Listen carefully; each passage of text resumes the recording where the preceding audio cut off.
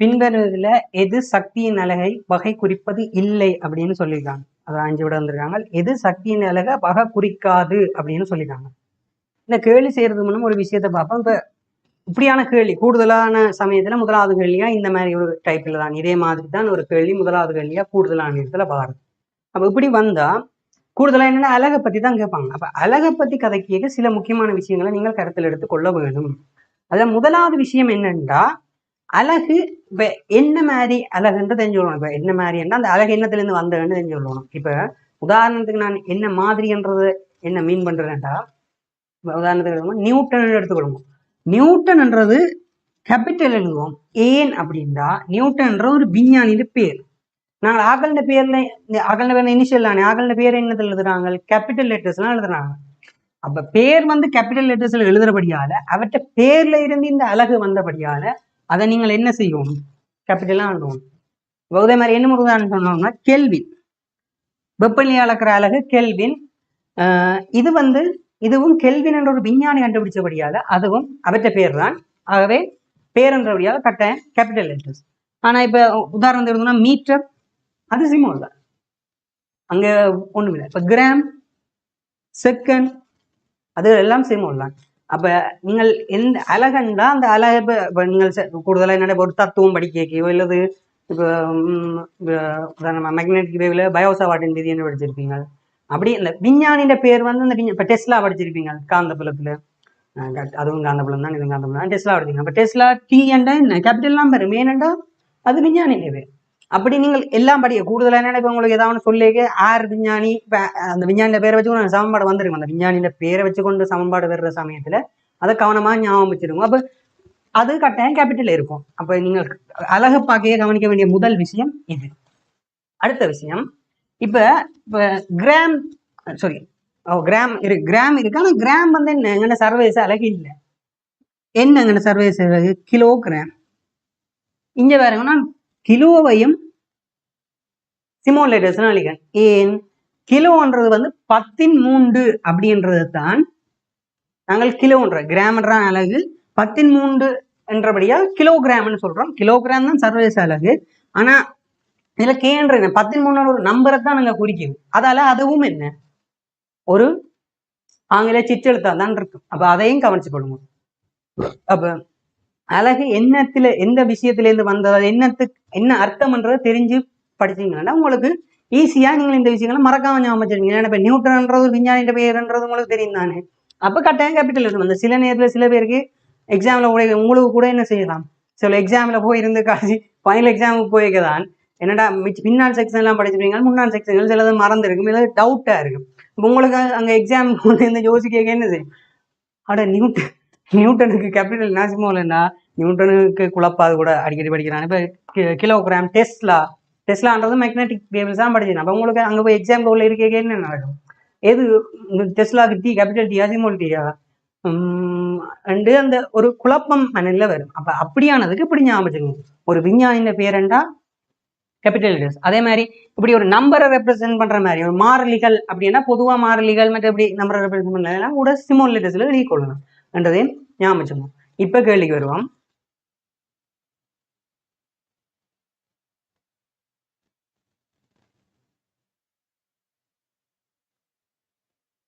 இதுல வந்து பாத்தீங்கன்னா இந்த பின்வரும் சக்தியின் அழக எது சக்தியின் அழக வகை குறிப்பது இல்லைன்னு சொல்லியிருக்கேன். இதுல என்ன உங்களுக்கு வந்து 5 விடை தந்திருக்கார். 5 விடையும் இனி என்ன செய்யணும், இதுல வந்து இப்ப நான் சொன்ன ஆங்கில பேரெழுத்து சிற்றெழுத்து பிரச்சனை இல்லை. ஆனா இப்ப இதுல இருக்கிற சுருக்கித்தான் நீங்களே என்ன அது சக்தியின் அழக குறிக்குதா இல்லையான்ற விஷயம் தெரிஞ்சு கொள்வோம். இப்ப இதுல வந்து அந்த பிரச்சனை வேற இல்லை, என்ன பேரெழுத்து சிற்றெழுத்து பிரச்சனை இல்லை. இதுல வந்து இருக்கிறது என்னன்னா அழகை வந்து கொஞ்சம் பெரிய நம்பரா தந்திருக்காரு. அப்ப பெரிய நம்பரா தந்தா அதை சுருக்கி அது கடைசியா என்ன சக்தியின் அழகான ஜூலா வருதா இல்லையான்றதை மட்டும் பார்த்தா சரி, நாங்கள் அதை பார்த்துக்கொள்வோம். அப்ப ஜூலுக்கு முதல்ல என்னன்னு எழுதி வருவேன். ஜூல் வந்து kilogram metre square second minus 2. இது எப்படி சிம்பிளா எனக்கு நியூட்டனுக்கு வந்து பாடம் மனப்பாடமா வந்துட்டு அப்ப கிலோகிராம் மீட்டர் செகண்ட் மைனஸ் 2 வரும். அப்ப அதுல இருந்து அதோட மீட்டர் பெருக்கி விட்டா ஜூல் வரும். அப்ப உங்களுக்கும் எனக்கு தெரிஞ்ச மாதிரி ஏதாவது இப்ப எனக்கு நியூட்டன் பாடம்ன்ற மாதிரி நீங்கள் உங்களுக்கு சில வேறு ஏதாவது ஒன்று அந்த இப்படி கிலோகிராம் மீட்டர் செகண்ட் அடிப்படை இதில் இருந்து எழுதுற மாதிரி ஞாபகம் வரும். அப்படி ஞாபகம் வர்றதுல இருந்து டக்கு டக்குன்னு மாத்தி எடுக்கிறதுக்கு பாருங்க. உங்களுக்கும் இப்படி ஏதாவது தெரிஞ்சிருக்கும். ஆனா நீங்கள் என்ன எல்லாத்தையும் திரும்ப ஆரம்பத்துல இருந்து போட்டு செஞ்சு கொண்டிருப்பீங்களா? அப்படி செய்யாது. உங்களுக்கு இடையில ஏதாவது தெரியுமாட்டா என்ன? இப்ப உங்களுக்கு தெரியும் தானே நியூட்டன் மீட்டர்ன்றது சக்தி நிலைன்னு. அப்ப ஏதாவது ஒண்ணு உங்களுக்கு தெரியுமெண்டா அப்படி அதுக்குள்ள இடையக்குள்ள வச்சு மாத்தி எடுக்க ட்ரை பண்ணுங்க. ஏதாவது ஒரு விஷயத்த உங்களுக்கு ஞாபகம் இருந்தா அதுல இருந்து மாத்தி எடுக்கிறதுக்கு ட்ரை பண்ணுங்க. சிம்பிளா விடைக்க போனா டைம் வேஸ்ட் ஆகாது. அடுத்தது வாட் செகண்ட். உங்களுக்கு தெரியும் வாட்ஸ்ன்றது ஜூல் செகண்ட் -1. அப்ப அதோட செகண்டை பெருக்க சொல்றாரு. ஆகவே அதுவும் சக்தியின் அளவுதான். 2வது விட. 3வது கிலோ வாட் ஹவர்ஸ். இதுல கிலோன்ற நான் இப்ப சொன்னேன் சிமோல் எழுத்து. ஆகவே இது என்னத்தை குறிக்குது? ஒரு நம்பரை தான் குறிக்குது. 10-3. அடுத்தது பாத்தீங்கன்னா இதே மாதிரி அங்க அதே வாட்ஸான் இருக்கு. ஆகவே அதுக்கு ஜூல் செகண்ட் -1. அதே மாதிரி அவர் என்ன மனத்தியாலத்துல போட்டா என்ன, நீங்க செகண்ட்ல போட்டா என்ன, ரெண்டுமே நேரம் தானே. என்ன மனத்தியாலத்துல இருக்க நீங்க செகண்ட் ஆக போறீங்க. 3600 பெருக்கி மாத்தி வேற போகுது. அதாவது அழகு மாற்றம் தாங்க நடக்க போகுது. அதுவும் நேரம் இல்லைன்னு வந்துருமா? இல்லத்தானே, அதுவும் நேரம் தான். அப்ப அதே இதுதான் என்ன பேட் செகண்ட்ன்றதும் கிலோ வாட் ஹவர்ஸ்ன்றதும் ஒரே ஒரே அழகு ஒரே பரிமாணம் தான். என்ன அந்த அழகின்ற இருக்கிற இடத்த மாதிரி இங்க செகண்ட் இருக்கிறதாங்க ஹவர்ஸா மாத்தி இருக்கிறார். அவ்வளவுதான். அப்ப அதுவும் என்ன ரெண்டும் பட்டுப்பட்டா ஜூல் தான். அடுத்தது வோல்ட் எம் செகண்ட் வந்துருங்க. வோல்ட்டுக்கு அலகு ஜூல் கூலோம் -1. சில பேருக்கு தெரிஞ்சிருக்கும், சில பேருக்கு இது தெரிஞ்சிருக்கும். ஜூல் கூலோம் -1. அதே மாதிரி அம்பியர் அலகு கூலோம் செகண்ட் -1. அம்பியர் பரிமாணம் அம்பியர் டெபினிஷன் வரைவிலக்கணம் அலகு நேரத்தில் ஓரளவு குறுக்கோட்டு பிறப்பை தாண்டி சென்ற ஏற்றத்தின் அளவு, அல்ல ஒரு குறித்த இடத்தை தாண்டி சென்ற ஏற்ற ஏற்றப்பாய்ச்சல் வீதம்னு சொல்லலாம். ஏற்றப்பாய்ச்சல் வீதம். அடுத்தது செகண்ட். அதே செகண்ட் மட்டுப்படும் கூலம் மட்டுப்படும். ஆகவே அதுவும் ஜூல் தான். அப்ப 4வது ஜூல் அழகுதான். அடுத்த 5வது இது இவ்வளவு செய்ய தேவையில்லை, பார்த்தோன்னே தெரியும். அடுத்த 5வது தான் நாங்கள் சும்மா செஞ்சு பார்ப்போம். முதல் 4 இல்லைன்னா 5வது தானே விட. கூலோம் வோல்ட் செகண்ட் -1. கூலோம் அது அடிப்படை தான், அதை விட்டுருவோம். வோல்ட்டுக்கு பதிலாக ஜூல் கூலோம் -1. அடுத்தது செகண்ட் -1. கூலோம் இதுவும் வெட்டுப்பட்டுரும். ஆகவே ஜூல் செகண்ட் -1 வரும். ஜூல் செகண்ட் -1 வாட்ஸின் அலகு. அதுக்கும் ஜூலுக்கும் சம்பந்தம் இல்லை. இதுக்கு விட 5வது. முதலாவதுக்கு விட 5வது. 2வது கேள்வி. மாணவன் ஒருவன் ஓர் எளிய ஊசலின் 10 அலைவுக்கான காலத்தை அளப்பதற்கு ஒரு நிறுத்தற் கடிகாரத்தை பயன்படுத்தி வாசிப்பு 20 செகண்டை அவதானிக்கின்றான்.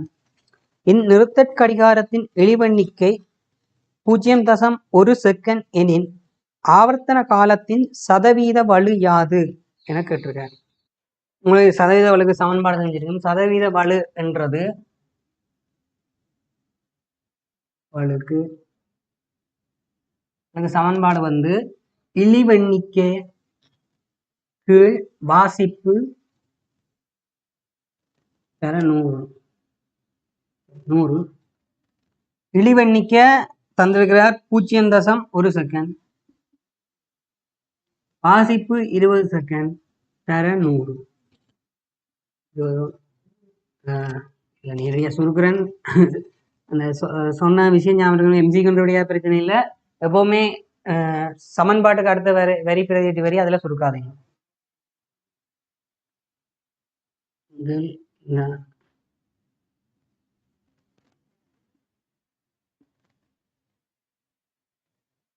இப்ப 0.5% 3வது விட.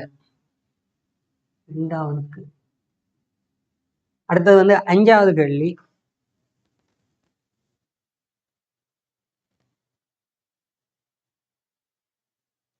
கிடையுடன் கோணம் T-யில் தொடக்க வேகம் U உடன் ஒரு பொருள் எறியப்படுகின்றது. வழித்தடையை புறக்கணிக்க. எறிபடை பற்றிய பின்வரும் கூற்றுக்களை கருதுக. முதலாவது ஏ, இயக்கம் பூராகவும் பொருளின் இயக்கப்பாட்டு சக்தி மாறிலியாக உள்ளது. சரி, நாங்கள் இந்த கேள்விய செய்ய முன்னா சும்மா ஒரு விளக்கத்துக்காக ஒரு படம் மாதிரி ஒன்றை கீறிக்கொள்வோம். இதுல என்ன சொல்லியிருக்காருன்னா, இது ஒரு எரிய இயக்கத்தை தான் இங்க அவர் சொல்ல வர. எரிய இயக்கம்ண்டா கிடையில இருந்து ஒரு தீட்டா கோணத்தோடையா ஜூ என்ற ஆரம்ப வேகத்தோட ஒரு பொருளை எறிகிறாரா, வழித்தடைய புறக்கணிக்க சொல்லி அவரே சொல்லியிருக்கிறார். அடுத்த விஷயம் அதுல இந்த எரிபடை பற்றிய, எரிபடைன்றது அவர் என்ன சொல்ல வர்றாருன்னா, உங்களுக்கே தெரிஞ்சிருக்கும், எரிய பாதைய, இந்த ஒரு எரிய பாதைய அதைத்தான் அவர் என்ன சொல்ல வர. அப்ப இந்த எரிய பாதையை பற்றி 3 ABC 3 கூற்று தந்திருக்கார். அதுல எது உண்மையானது அப்படின்றதான் கேட்கிறார். முதலாவது கூற்றை பார்ப்போம். இயக்கம் பூராகவும் பொருளின் இயக்கப்பாட்டு சக்தி மாறிலியா இருக்குன்னு சொல்றாரு. இந்த முழு இயக்கத்தை ஆட்சிக்கும் அந்த பொருளோட இயக்கப்பாட்டு சக்தி மாறிலின்னு சொல்றாரு. இயக்கப்பாட்டு சக்தி என்ன? ½ mv². ½ மாறாத m ஆனது, ஆனா v மாறும். ஏனென்றா நாங்கள் புவியில இருக்கோம். புவியில எப்பவுமே கீழ் நோக்கி புவியீர்ப்பு ஆர்முடுகள் ஜி தாக்கும். இப்ப ஜி தாக்கினா என்ன செய்யும்? கட்டாயம் இந்த ஆரம்ப வேகம் ஜூ என்ன செய்ய போகுது? மாறப்போகுது. அப்ப அவர் சொல்லியிருக்கிறது என்ன? இயக்கம் பூராவும் பொருளின் இயக்கப்பாட்டு சக்தி மாறிலியா இருக்க மாட்டா. அது என்ன? பிழை. இரண்டாவது பி கூற்று செல்லும் பாதையின் அதிக புள்ளியின் பொருளின் வேகம் 0 ஆகும் என்று சொல்லியிருக்க. இது பார்க்க கொஞ்சம் உங்களுக்கு சரியா இருக்கிற மாதிரி இருக்கலாம். நாங்கள் படிச்சனால இப்ப என்ன, இதுல போயிருக்கே, இதுல மேல் நோக்கின ஜூ சமன் 0 படிச்சனாங்க. என்ன கவனமா பாருங்க, மேல் நோக்கின ஜூ சமன் தான் 0. அந்த நேரம், அதாவது நாங்கள் எரிய இயக்கத்தை பொதுவா என்ன கிடையாவும் நிலைக்குத்தாகவும் 2 தனித்தனி இயக்கங்களா எடுத்து செய்யறாங்க, ஒரு கற்பனையா கருதி கணக்க செய்யறாங்க. அதுல மேல் நோக்கி போற ஜூ தான் 0. ஏன்? என்ன காரணம்? மேல் நோக்கி ஜூ 0 காரணம் கீழ் நோக்கி எப்பவுமே புவியீர்ப்பார்முடுகள் ஜி தொழிற்படுறதுதான் அதுக்கு காரணம். இதே மாதிரி இப்ப நாங்கள் இந்த இயக்கத்தை நிலையாவும் கிடையாவும் பிரிக்க கிடையா ஒரு வேகம் இருக்க போகுது. அதுல ஏதாவது மாற்றம் வருமோ? இல்ல. என்ன காரணம்? கிடை திசையில எந்த ஒரு ஆர்முடுகளும் இல்லை. ஆனா நிலைக்கு திசையில இது இந்த ஜூ சைன் தீட்டா வரும். அந்த ஜூ சைன் தீட்டாக்கு எதிராக புவியீர்ப்பார்முடுகள் கீழ் நோக்கி பிடிச்சு ஜி என்ற புவியீர்ப்பார்முடுகள் கீழ் நோக்கி பிடிச்சு இழுக்க போகுது. ஆகவே அது குறைஞ்சு ஒரு கட்டத்தில் அதிக புள்ளியில போய் 0 தான் திரும்ப கீழ் நோக்கி திரும்பி அந்த பெரிய பொருள் வரப்போகுது. அப்ப அதுல நிலைக்குத்து வேகம் தான் 0. கிடைத்திசை புவி செங்குத்தா கீழ் நோக்கி தான் இழுக்குது. அப்ப கீழ் நோக்கி நிலைக்குத்தா கீழ் நோக்கி இழுக்க கிடை இயக்கத்தில் அவரால் எந்த ஒரு மாற்றத்தையும் செய்ய முடியாது. அப்படி மாற்றம் செய்ய முடியாட்டி அது இந்த அதிக புள்ளியில கிடைவேகம் யூ கொஸ்டீட்டா கட்டாயம் இருக்கும். அப்படி இருக்கும் என்ற அவர் அதிக புள்ளியில் பொருளின் வேகம் 0 சொல்றது பிழை. ஏயும் பிழை, பியும் பிழை. அடுத்தது சி இயக்கம் பூராகவும் பொருளின் ஆர்முடுகள் மாறிலியாகும் என்று சொல்லியிருக்கார். இது சரி. ஏனென்றா எப்படியும் எந்த ஒரு பொருளா இருந்தாலும் புவியீர்ப்பார்முடுகள் ஜி கீழ் நோக்கி தாக்கத்தான் போகுது. ஆனால் அவர் இதுல வேறு ஏதாவது ஆர்முடுகள் தாக்க மட்டுங்கயா சொல்லியிருக்காரோ? இல்ல. அப்ப என்ன மட்டும் தாக்கும்? புவியீர்ப்பார்முடுகள் மட்டும்தான் தாக்கும். அப்ப இதுல இயக்கம் பூராவும் பொருளின் ஆர்முடுகள் மாறிலியாகும். சரி, ஏன்னா புவியீர்ப்பார்முடுகள் எப்பவுமே மாறாது. இதுல சி சரி. அஞ்சாவதுக்கு 3வது விட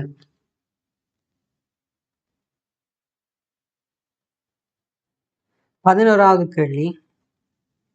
ஈர்க்கப்படாத நீளம் 10 சென்டிமீட்டரை உடைய ஒரு சீரான கம்பி 1 கிலோகிராம் திணிவில் இணைக்கப்பட்டுள்ளது. கம்பியின் குறுக்குவெட்டு பரப்பளவு 1 சென்டிமீட்டர் ஸ்கொயர்டும் கம்பியின் திரவியத்தின் ஜங்கின் மட்டு 1/10 நியூட்டன் மீட்டர் -2 ஆகும். உருவில் காட்டப்பட்டுள்ளவாறு அன்னளவாக 10 சென்டிமீட்டர் ஆரை உள்ள ஒரு வட்டத்தில் திணிவு மாறாக்கதி 2 மீட்டர்/s உடன் செல்லுமாறு விடப்பட்டுள்ளது. கம்பியின் நீட்சி யாது அப்படின்றத கேட்டிருக்கார். இந்த கேள்வி வந்து மெக்கானிசம் மற்றது புறப்பும் சேர்ந்தது தான். ஆனால் இதில் அந்த ஜங்கின் மட்டின் ஒரு சமன்பாடு தவிர வேறு ஒன்றும் தெரியல. அதெல்லாம் நான் இதை மெக்கானிக்ஸில் எடுத்துக்கொள்கிறேன்.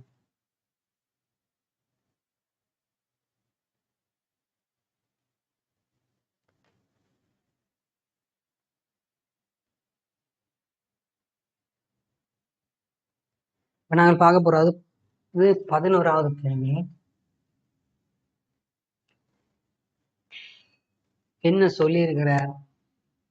ஒரு வட்டமா ஒரு இயக்கத்தை ஒரு கிலோகிராம் குண்டு ஆட்டுதாம். அது எப்படி ஆட்டுதுண்டா, ஒரு கிலோகிராம் குண்டு என்னென்று ஆட்டுதாம். ஈர்க்கப்படாத நீளம் 10 சென்டிமீட்டர். அதுக்கு மீள்தன்மை இல்லைன்றத சொல்ல வர, அதாவது எலாஸ்டிக் மாதிரி இழுபடான்னு சொல்றார். மற்றது 10 சென்டிமீட்டர் நீளம் உள்ள இழையன்னு சொல்லியிருக்கிறார். மற்றது ஜங்கின் மட்டு ஈ சமன் 1/10 11 என்று சொல்லியிருக்கிறார். மற்றது வி, இது சுத்துற கதி வி சமன் 2 மீட்டர் செகண்ட் -1 சொல்லியிருக்கிறார்.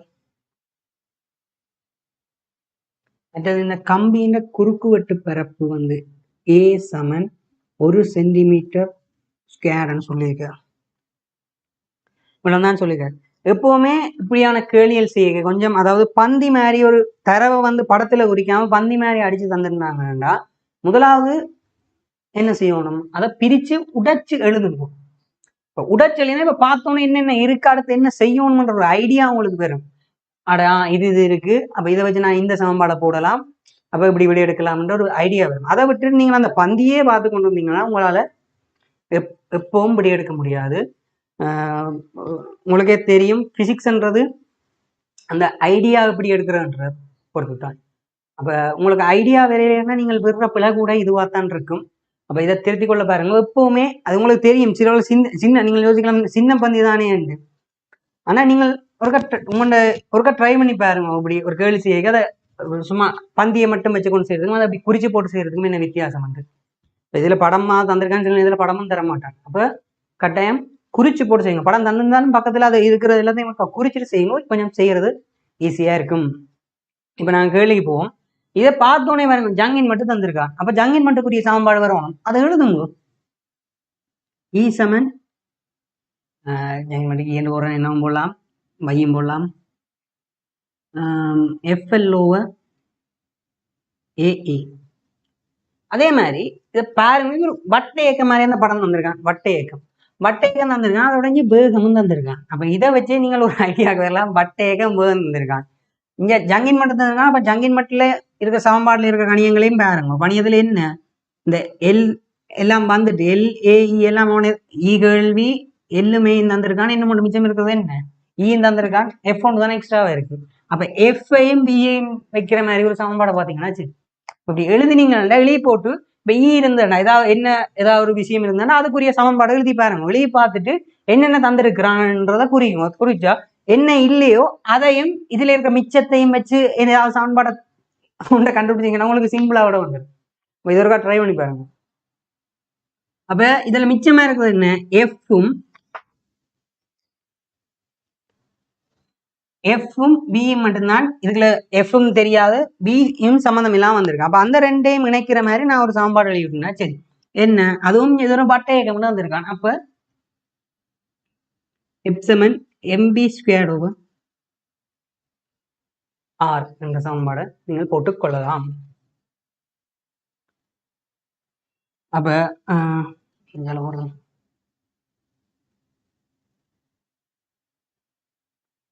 அப்ப இதை பிரதிடுறேன். எம் தெரியும் 1, பி தெரியும் 2 வர்க்கம், ஆர் என்ன அந்த இளைஞர் நீளத்திலான சுத்த போது. அப்ப ஆறும் அதே தான், 10 கவனம் சென்டிமீட்டர். சுருக்கோணம் 4 தர 10 1.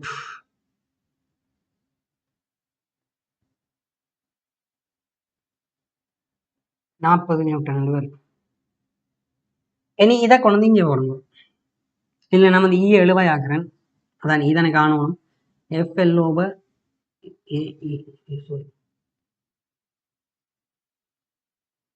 எஃப் வந்து 40 கண்டனா, எல் வந்து 10, கவனம் சென்டிமீட்டர்ல இருக்கு, 10^2.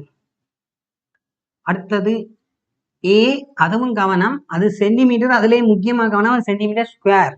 ஆகவே 1×10⁴ கவனம். அடுத்தது இ, அது அவன் அதே அழகில் அந்தந்த இ வந்து நியூட்டன் மீட்டர் -2, ஆகவே பிரச்சனை இல்லை.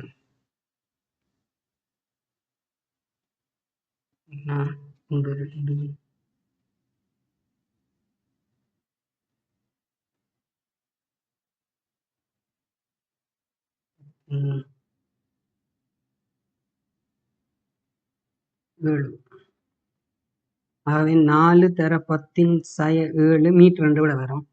அப்ப இதுல இருந்து நான் எடுக்கிறேன்டா ஒரு சய ஒன்று இதுக்குள்ள போடுறேன்னா அப்ப 0.4×10⁶ மீட்டர். ஏன்னா இதுல வந்து மைக்ரோலாம் விட வந்திருக்கான், அதுக்காக தான் மைக்ரோன்றது 10⁶.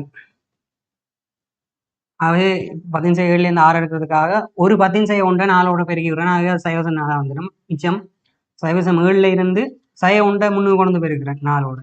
ஆகவே 0.4 மிச்சம் 10⁶ இருக்கு மின்னுக்கு. நம்ம அதை இப்போ அதில் நான் மைக்ரோன்றதை போட்டுக்கொள்ளலாம். இப்போ 0.4 மைக்ரோமீட்டர் 11க்கு 2 ஆகுது.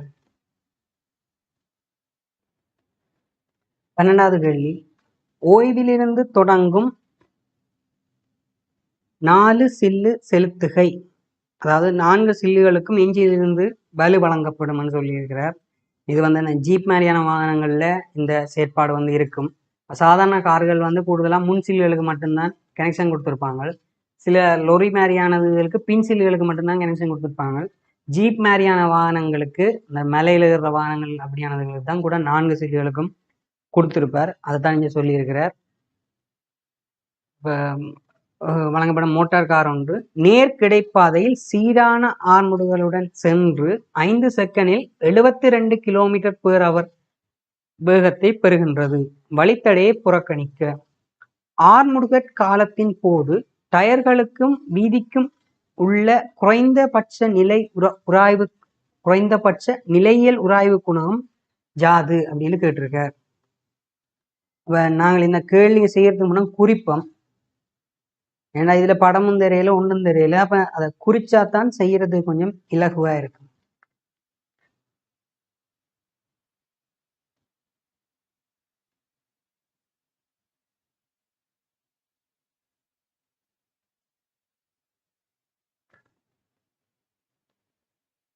ஒரு வாகனம் ஒன்று இருக்காம்.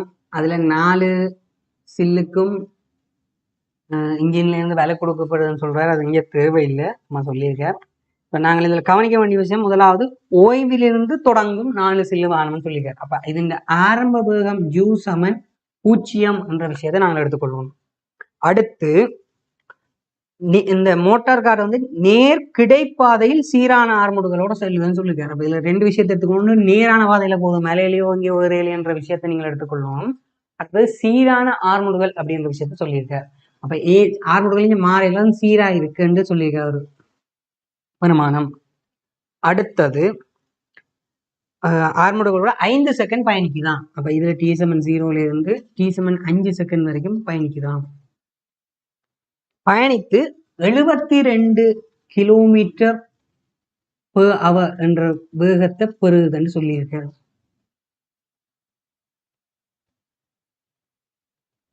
வழித்தடையை புறக்கணிக்க சொல்லியிருக்க. ஆர்முடுகள் காலத்தின் போது டயர்களுக்கும் வீதிக்கும் இடையே உள்ள குறைந்தபட்ச நிலையில் உராய்வு குணகம் யாதுன்னு கேட்டிருக்க.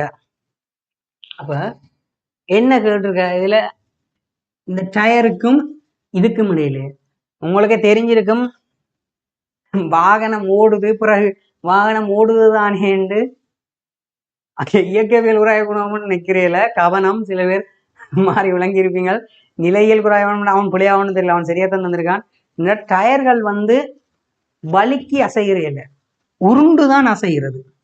அதாவது என்ன, எப்பவுமே டயரும் கீழே இருக்க ரோட்டும் அந்த ரோட்டோட டயர் தொடுற இடத்துக்கும் வந்து அந்த புள்ளியில மட்டும் நீங்கள் அதோட வேகத்தை, அந்த சார்பு வேகம் பார்த்தீங்கன்னா அந்த புள்ளியில எப்பவுமே வேகம் b = 0 தான். அதாவது இப்ப இந்த டயர் வந்து சுத்துதெல்லாம் சுத்தி முன்னோக்கி பி என்ற விதத்துல போகுதுன்னு வைங்க. போனா இப்ப இந்த இடத்த என்ன இருக்கும், பி இந்த திசையில இருக்கும். இந்த இடத்த ஒரு ஆந்தன முன்னோக்கின வி இருக்கும். ஆனா கீழ் நோக்கி இந்த சுத்துறதால இந்த திசையில என்ன கீழ் நோக்கி இப்படி ஒரு வி இருக்கும். இதுல முன்னோக்கி 2 வி இருக்கும். ஒன்று வட்ட இயக்கத்தால சுழறால ஒரு வி வரும். சும்மா சாதாரண முதல்ல அது இருக்கிற இந்த சில்லு சுத்தி முன்னுக்கு போகுதுன்னு வைங்க. சுத்துறதால 4 திசையிலும் இப்படி வேகங்கள் இருக்கும். பிறகு சில்லு சுத்துறோட முன்னோக்கியும் அசைது தானே, முன்னோக்கி உருளுது தானே, அதால ஒரு வி வரும் இல்லை. அது இப்ப நடு நோக்கி ஒரு வி, அது எல்லா இடமும் வரும். எல்லா இடமும் என்ன, அது மாறாது, அதே திசையிலான் இருக்கும். அது வேற கலராக சரி. முன்னோக்கி வி என்ற விதத்துல அசைது. அப்ப எல்லா இடமும் முன்னோக்கி வி இருக்கும். அதாவது சில்லுன சகல இடம் எல்லா இடத்துலயும் இருக்கும். நான் இந்த 4 திசையிலையும் மற்ற நடுவிலையும் காட்டுறேன்.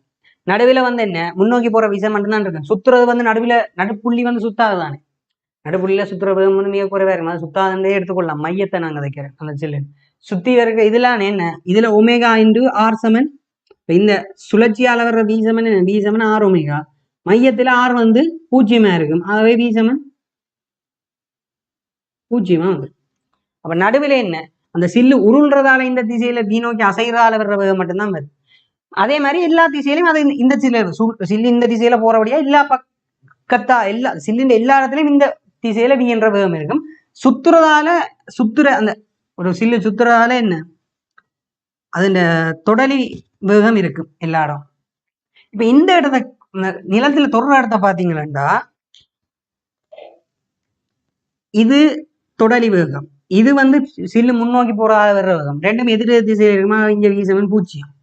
அப்ப ரோட்டுல வந்து ஒரு சில்லு உருண்டு போகுதுன்னு அங்க இருக்கிற விசை என்ன, சரி அங்க இருக்க வேகம் என்ன, 0. அதாவது அந்த ரெண்டும் வந்து தொடர இடத்துல வேகம் 0 இருக்கு. அப்ப அது ஒன்றோட ஒன்று கிட்டத்தட்ட நிலையா இருக்கிற மாதிரி. அதாலதான் நாங்க என்ன உராய்விசை தொழிற்படுது, நிலையியல் உராய்விசைன்னு தொழிற்படும். கவனம், வாகனம் இயங்குதுன்றதுக்காக அப்புறம் இயக்கவியல் உராய்விசை நாங்கள் எடுக்கக்கூடாது. ஓகே, உங்களை சில பேருக்கு தெரிஞ்சிருக்குன்னு நான் தெரியாதவர்களுக்காக சொல்லிக் கொள்றேன்.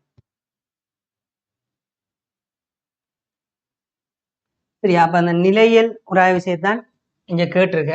இப்ப முதலாவது வந்து பார்த்தோனே சில பேர் செஞ்சிருப்பீங்க, அது சேர்த்தாம வேணும். என்ன திறந்துருக்காங்க, கிலோமீட்டர் ஒரு அளவுல இருந்திருக்காங்க. இதை வச்சு நாங்க சுருக்க இயலுமோ செய்ய இயலுமோ இல்லை. அப்ப முதலாவது வேலை நாங்கள் என்ன செய்வோம்னா, அதை வந்து எங்களுக்கு தெரிஞ்ச மீட்டர் செகண்ட் -1க்கு மாற்றுவோம். அப்ப 72 கிலோமீட்டர் அவ -1, அதை நான் என்ன எழுதலாம், 72 கிலோமீட்டர் கீழ் 1 ஹவர்னு போடலாம். இனி இதை மாற்றுவோம். 72 கிலோமீட்டர்டா என்ன, 72,000 மீட்டர் போடலாம். அந்த கிலோன்றது என்ன, அதில் அர்த்தம் என்ன, 13ன்றது. நம்ம நான் அதை விரிச்சு எழுதிடுறேன். அதே மாதிரி கீழே அவர்ன்ற அர்த்தம் என்ன, அதாவது ஒரு அவருக்கும் ஒரு செகண்டுக்கும் என்ன, சாரி ஒரு அவருக்கும் ஒரு அவரை செகண்டுக்கு மாத்தினா என்ன, 3600 செகண்ட். ஒரு அவர்ல 3600 செகண்ட் இருக்கு. என்ன, ஒரு நிமிஷத்துல 60 வரும். அதே மாதிரி ஒரு மணத்தியாலத்துல 60 நிமிஷம், ஒரு மணத்தியாலத்துல 60 நிமிஷம். அதே மாதிரி ஒரு நிமிஷத்துல 60 செகண்ட். அப்ப 60 தர 60 3600 வரும். 3600 செகண்ட். அப்ப ஒரு அவரை செகண்டுக்கு மாத்தினா 3600 செகண்ட். அதே மாதிரி 72 கிலோமீட்டர் மீட்டருக்கு மாத்தினா 72,000 மீட்டர். இதை சுருக்கி விட்டீங்கன்னா மீட்டர் செகண்ட் -1 வரும். 36 36 ஆகவே 20 மீட்டர் செகண்ட் -1. சரியா, இப்ப இதை கண்டா அடுத்த விஷயம் என்னதுக்கு போகணும். இங்க இதுல மாற ஆர்முடுகள் தந்திருக்கேன். இது உங்களுக்கு வந்து ஐடியா வரக்கூடிய இன்னும் ஒரு வயலை செய்யலாம். இப்ப உங்களுக்கு என்ன வேணும் கடைசியில, இப்ப இப்படி முன் திசையில சில பேருக்கு ஐடியா வரி பின்னுக்கு இருந்து வரலாம். உங்களுக்கு என்ன கடைசியில விட வேணும், உராய்வு குணம் வேணும்.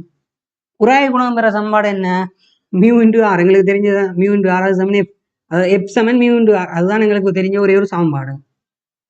சரியோ, அப்ப எனக்கு மியூ காணோம்டா, மியூ தருவான எனக்கு தெரிஞ்ச சமன்பாடு என்ன, f சமன் μ×r. வேற ஒன்றும் எனக்கு தெரியாது. அப்ப இதுக்கும் இப்ப இந்த தந்த கேள்வியில இதுல இருக்கிறதுக்கும் என்ன ஏதாவது சம்பந்தம் இருக்கிறது வந்திருக்கோம். இங்க பாருங்க, ஏ இருக்கு. ஏ என்னத்தோட சம்பந்தப்பட்டது, எஃப்-ஓட சம்பந்தப்பட்டது. சரியா, எஃப்ன்றது என்ன, நியூட்டன் 2ஆம் விதி, எஃப் சமன் எம்ஏ. அப்ப இது சமன் என்னவா இருக்கும், எம்ஏயா இருக்கு. அப்ப இதுல இருந்து விளங்கணும் ஏ காணணும். ஏ காணணும்னா இங்க வேற என்னென்ன வந்திருக்கிறார்? ஆரம்பம் வந்திருக்க, இறுதி வந்திருக்க. இறுதி வந்தானே என்ன வீதம் 20 மீட்டர் செகண்ட் மைனஸ். அப்ப அதை கண்டிங்கன்னா ஏ காணலாம். ஏ கண்டா இதன் ஆறுன்றது என்ன? எம்ஜி தான். போட்டா சுருக்கினா விட இருக்கும். சரி, நாங்கள் முதல்ல ஏ காணுவோம்.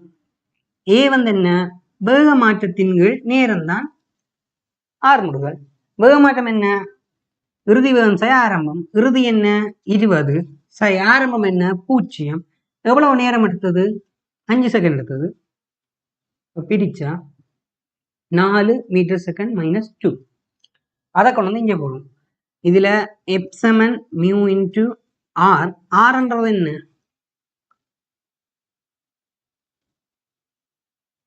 எம்ஜி.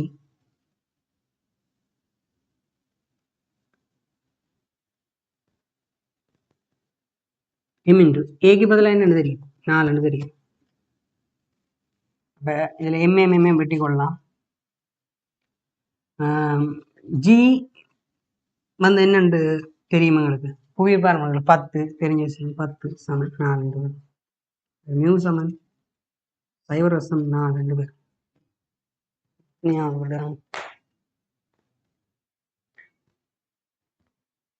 ரெண்டாவதுக்கு 2வது 2க்கு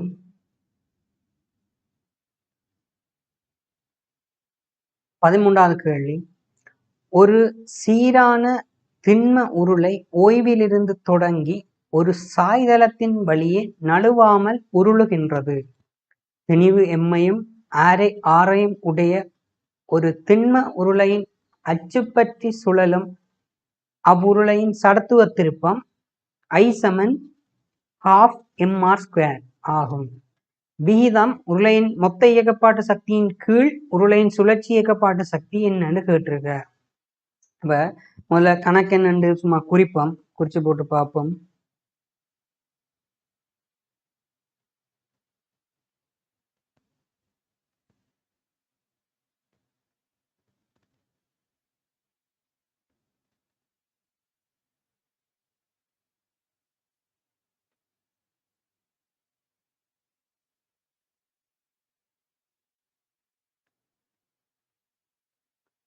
ஒரு சீரான திண்ம உருளைன்னு சொல்லி இருக்கிறார். அப்ப அந்த உருளை வந்து ஒரு சாய்தளத்துல ஓய்வில் இருந்து ஏதோ ஒரு சாய்தளத்துல ஓய்வில இருந்து நழுவாமல் உருளுகின்றதுன்னு சொல்லிடுறார். கவனம், அந்த வேர்டை குறிச்சு கொள்ளுங்க. உருளு. ஏன்னா நழுவுது என்று சொன்னா இங்க அந்த விஷயத்தை பயன்படுத்த இயலாது. என்னத்த? சுழற்சி இயக்கப்பாட்டு சக்தி. சரியா? ஏனென்றா நழுவி உருளாம நழுவி கீழே விழுந்ததுண்டா என்ன? அப்படியே நேர வரும், சுத்தாம அப்படியே இப்படி வளையம் இப்படியே வரும். இப்படி வந்ததுண்டா என்ன? அதுங்க சுழலையில அப்ப சுழற்சி இயக்கப்பாட்டு சக்தி வராது. ஆனா இங்க என்ன சொல்லி இருக்கிற? நழுவாமல் உருளுகின்றன்னு சொல்ற. அப்ப அது வந்து என்ன? சுத்தி சுத்தி வருது. சுத்தி சுத்தி வந்ததுண்டா அங்க கட்டாயம் என்ன இருக்கும்? இப்படி சுத்து சுழற்சி இருக்கும். ஆகவே அங்க சுழற்சி இயக்கப்பாட்டு சக்தி வரும். இந்த வேர்டை கவனிச்சு கொள்ளுங்க. அப்ப அடுத்த விஷயம், இது இந்த திணிவு எம்மும் ஆரம்னு சொல்லி இருக்கிறார். அதோட இது இந்த அந்த சடத்துவ திருப்பம் I சமன் ½ mr² சொல்லி இருக்கிறார். ஓகே, அவ்வளவுதான் விஷயம். இல்ல என்ன கேட்டிருக்கார்? மொத்த இயக்கப்பாட்டு சக்தி, அதாவது மொத்த இயக்கப்பாட்டு சக்தியின் கீழ் சுழற்சி இயக்கப்பாட்டு சக்திக்கான விகிதத்தை கேட்டிருக்கிறார். அதான் கேள்வி. இப்ப இதுல நான் சொன்ன மாதிரி அந்த இங்க அந்த வேர்டிங் தான் முக்கியம். நழுவாமல் உருளுகின்றதை நீங்க கவனிக்கணும். அதை விட்டீங்கன்னா இந்த கேள்வி கட்டாயம் பிழைக்கும்.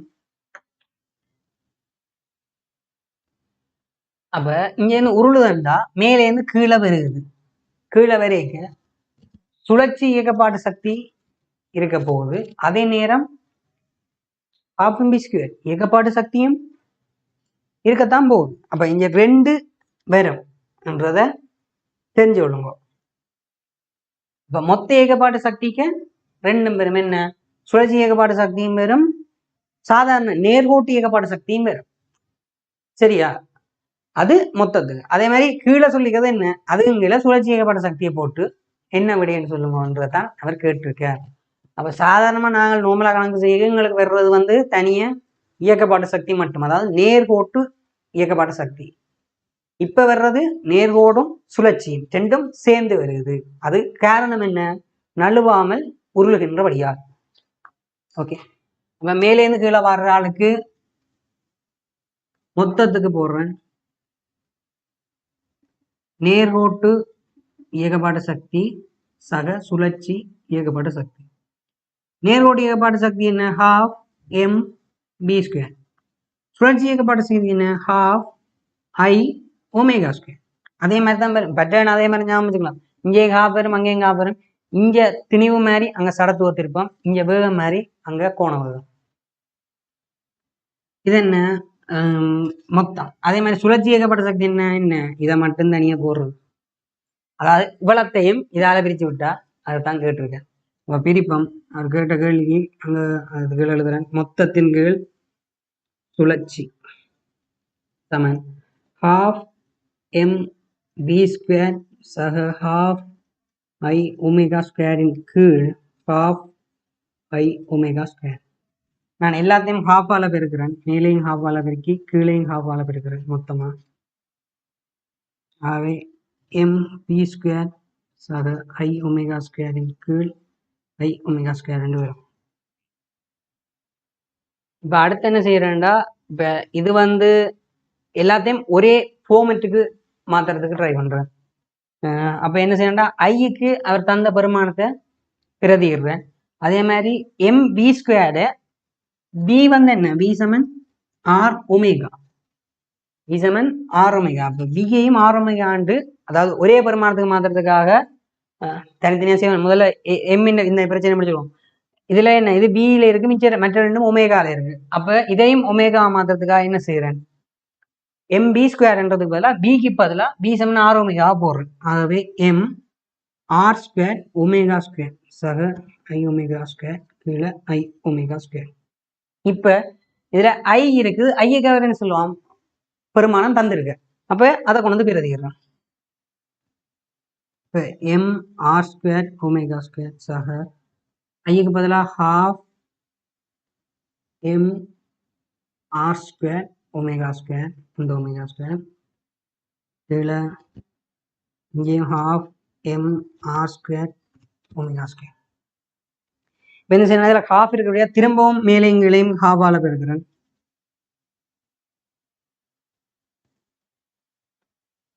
இது மேலையும் கீழையும் ஒரே தானத்தால பெருக்கலாம் சாதாரணமாக மெட்ஸ் படிக்கிறார்கள் இப்படி தான் செய்யறது பிசிக்கலையும் சில பேர் செய்யலாம் நீங்களும் சில பேர் இப்படி செய்வீங்க இல்லை ஈஸியாக பிரிக்கிறது செய்கிறார்கள் தெரிஞ்சுகளும் தெரியாத இப்படியும் சுருக்கலாம் நார்மலாக இதை போட்டு யாராக ஆஃப் வச்சு சுருக்கிறதுக்கு அதை முழுமையான எண்ணா மாற்றி போட்டு சுருக்க பாருங்க உங்களோட ஃப்ரெண்ட்ஸ் சில பேர் இப்படி தான் செஞ்சு கொண்டிருப்பினும் உங்களுக்கு தெரிஞ்சிருக்கும் அதே மாதிரி செய்யுங்கன்னா சுருக்கிறதுக்கு டைமு மினக்கெடுத்தாங்க செகண்ட் சைக்கு வந்தாச்சு இனியும் நேரத்தை மினக்கெடுக்கக்கூடிய எப்படி ஈஸியாக சுருக்க முடியுமோ என்னை விட உங்களுக்கு நல்ல ஈஸியாக சில பேருக்கு மெதட் தெரிஞ்சுக்க நீங்கள் அதை மாதிரியே சுருக்கி கொள்ளுங்க இப்போ எந்த அளவுக்கு ஈஸியாக வேலைக்கு சுருக்கிங்களோ அந்த அளவு நல்லது 2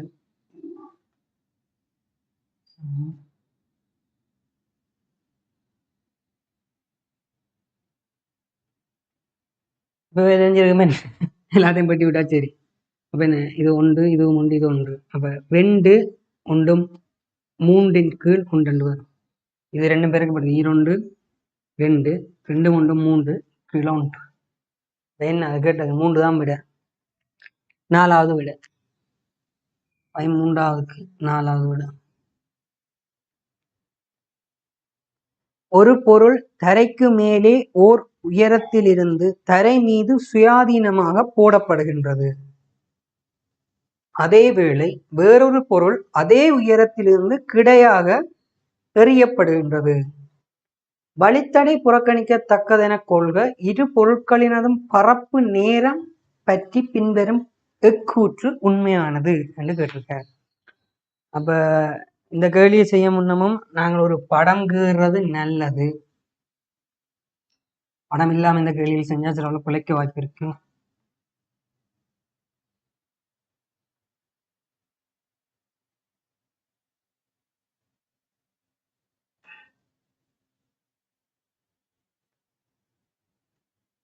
சரியா?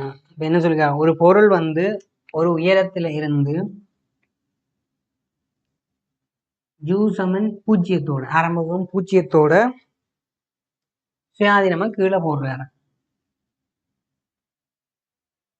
அதே வேளை இன்னும் ஒரு பொருள் அதே உயரத்துல இருந்து u என்ற கிடை வேகத்தின் கிடையாக u என்று வேகம் சொல்லல, ஏதோ ஒரு வேகம் கிடையாக எறியப்படுதுன்னா என்ன, எரிஞ்சா ஒரு வேகம் அதுக்கு வரப்போகுது. இப்ப நீங்க அதுல இருந்து விளங்கு, அதாவது கிடையாக எறியப்படுகிறது என்ற வசனத்திலிருந்து நீங்க விளங்கிக் கொள்ள வேண்டிய விஷயம் என்னன்னா, கிடையாது ஒரு வேகம் இருக்கு, அவ்வளவுதான்.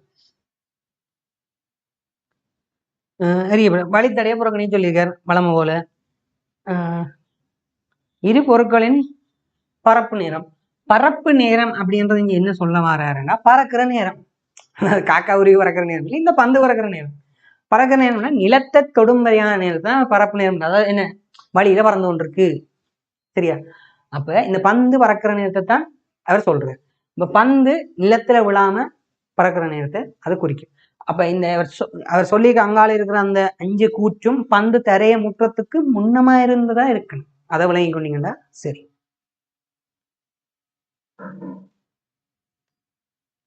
முதலாவது வசந்த பாபம், எறியப்பட்ட பொருளின் தொடக்க வேகத்தின் பெருமானம் இல்லாமல் விடை கூற முடியாது.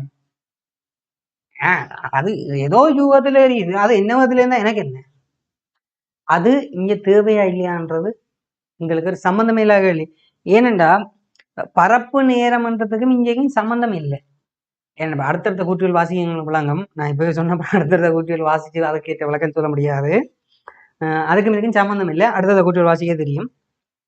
உயரத்தின் பெருமானம் இல்லாமல் விட கூற முடியாது, இதுவும் ஒரு சம்பந்தமே இல்லை. அடுத்த 2 வரையிலும் சொல்ல விளங்கம் நினைக்கிறேன். எரியப்பட்ட பொருள் தரையில் படுவதற்கு அதிக உடைய நேரம் எடுக்கும், அதுவும் சரி வராது. நான் விளக்கத்தையே சொல்றேன். எரியப்பட்ட பொருள் முதலில் தெரியப்படும் இல்லை, எல்லாத்துக்கும் இந்த இதுல சொன்ன எல்லாத்துக்குமே ஒரே ஒரு விளக்கம் தான். என்னண்டா பூமியில எப்பவுமே ஒரே ஒரு ஆறுமுடுகள் தான் தாக்கும். அது என்ன ஆறுமுடுகள் உங்களுக்கு தெரிஞ்ச விஷயம் தான், புவியீர்ப்பு ஆறுமுடுகள். அதை தவிர வேறு ஒரு ஆறுமுடுகளும் இல்லை. அப்ப அது எப்படி தாக்கும், நிலை குத்தா கீழ் நோக்கி, சைட்ல எங்கேயாவது தாக்க போதா இல்லை, அப்ப கீழ் நோக்கி தான் அது தாக்க போகுது. கீழ் நோக்கி தாக்க போகுதுண்டா இதுலயும் கீழ் நோக்கி தான் தாக்க போகுது, அதுலயும் கீழ் நோக்கி தான் தாக்க போகுது. இப்ப அடுத்து கவனிக்க வேண்டிய விஷயம் என்னடா, இதுலயும் ஆரம்ப வேகம் கீழ் நோக்கி 0 தான். 2வது இங்க ஒரு ஜூன்ற சைட்டுக்கு கிடவேகத்தோட சொன்னேன், அதுல கிடவேகம் சாரி நிலைக்குத்து வேகம் ஏதாவது இருக்கும் இல்ல, அதுலயும் நிலைக்குத்து வேகம் கீழ் நோக்கி ஜூ 0 தான். 2லயும் கிடவேகம் சாரி 2லயும் நிலைக்குத்து வேகம் கீழ் நோக்கி 0 தான். அப்ப 2லயும் ஆரம்பத்துல கீழ் நோக்கின வேகம் 0 தான். அதே நேரம் புவியீர்ப்பு முழுவதும் கீழ் நோக்கி மட்டும் தான் தாக்க போகும், சைட்ல எங்கேயும் தாக்க போகும் இல்ல. அப்ப அவர் சைட்ல ஜூபகத்துல இருக்கிறதால ஏதாவது பிரச்சனையோ இல்ல, அதை கூட்டுறதுக்கோ குறைகிறதுக்கோ வாய்ப்பு இருக்கோ இல்ல, ஏன்னா கிடையா எந்த ஒரு ஆர்முழுவதும் தாக்காது பூமியில. அப்ப இந்த ஜூன்ற வேகம் மாறாது. அதே நேரம் கிடையால அவருக்கு வேகம் தான் இருந்துட்டு போகுது. இவர் கீழே இப்படி கீழ் நோக்கி இவர் கிட சாரி நிலைக்குத்து வேகம் எந்த மாதிரி கூடுதோ அதே மாதிரி தான் இவருக்கும் நிலைக்குத்து வேகம் கூட போகுது. இப்ப இவர் கிழவகம் இருக்கிறபடியா என்ன, இவர் நேர கீழே விட போறார், இவர் இப்படி இந்த ஒரு வளைய பாதையில போய் கீழே விட போறார்.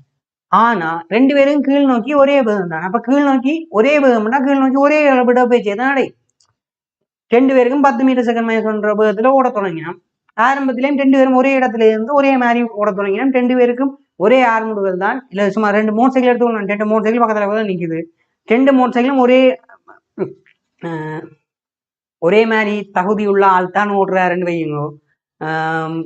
2 பேரும் ஒரே மாதிரி தான் 2 பேரும் அந்த மோட்டர் சைக்கிள் ஓடினோம். 2 பேர் பக்கத்துல கிட்டத்தட்ட ஒரே மாதிரி ஓடுறாங்கன்னு வையுங்க.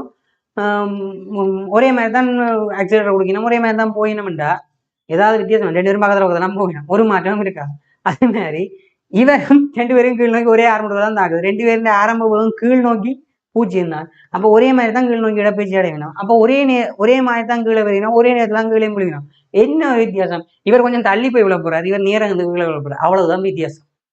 கிடவகம் அவருக்கு இருக்கிறபடியால கிடவகம் இருக்காது, கொஞ்சம் பில்டிங்ல இருந்து தள்ளி போய் விழுவார், இவர் நேர விழுவார். ஆனா 2 பேருமே என்ன, இவருக்கு முதலாவது செகண்ட்ல கீழே 10 மீட்டர் செகண்ட் மைனஸ் வந்தா அவருக்கும் கீழ் நோக்கின முதலாவது செகண்ட்ல என்னவா இருக்கும், 10 மீட்டர் செகண்ட் மைனஸ் தான் இருக்கும். அதே நேரம் இவர் முதலாவது செகண்ட்ல கீழ் நோக்கி 5 மீட்டர் தான் இடப்பயிற்சி அடைஞ்சிருப்பார். அதே மாதிரி இவரும் கீழ் நோக்கி முதலாவது செகண்ட்ல 5 மீட்டர் தான் ஒரு 5 மீட்டர் இடப்பெயர்ச்சி தான் அடைஞ்சிருப்பேன். அப்ப 2 பேரும் இப்படியே போய் போய் போய் கொண்டு கீழ் நோக்கி போகிற நேரம் கீழ் நோக்கி போற இடப்பெயர்ச்சி எல்லாமே 2 பேரும் கொண்டு வருவாங்க. 2 பேரும் ஒரே நேரத்துல தான் வந்து நிலத்தை அடைய போயிடும். அப்படி நிலத்துல அடைய கூட 2 பேரும் கீழ் நோக்கின வேகம் சமனாத்தான் இருக்கும்.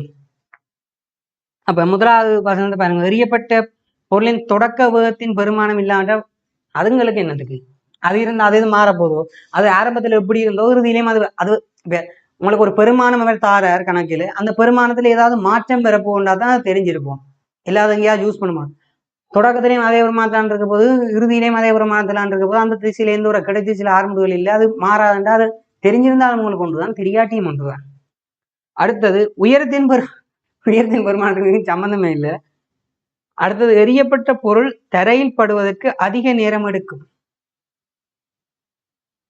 ரெண்டுக்கும் ஒரே மாதிரி தான் கீழ் நோக்கி ஆரம்புகள், அப்ப ரெண்டும் ஒரே நேரத்திலாம் வரும். எரியப்பட்டதுன்றதுக்கு எரியப்பட்டனா ஒரே ஒரு வித்தியாசம் என்ன, இவர்களையும் தள்ளித்தான் போயிடுது. மற்றபடி 2 பேரும் கீழ் நோக்கி ஒரே இடப்பெச்சு தான், ஒரே மாதிரி தான், ஒரே நேரத்துல தான் கீழே போய் விழுவினம். எரியப்பட்ட பொருள் முதலில் தரையும், ரெண்டும் ஒரே நேரத்திலாம் படுது. அடுத்த 5வது, இரு பொருட்களும் ஒரே நேரத்தில் தரையப்படும், அதான் விட.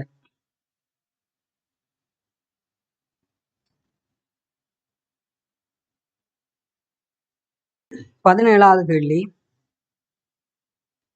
நிலைக்குத்தாக கீழ் நோக்கி இயங்கும் ஓர் ஏற்றியின் வேக நேர வரைவு. ஏற்றின்றது லிப்ட சொல்ற, இல்ல எலிவேட்டர்னு சொல்லிடும், அதுதான்.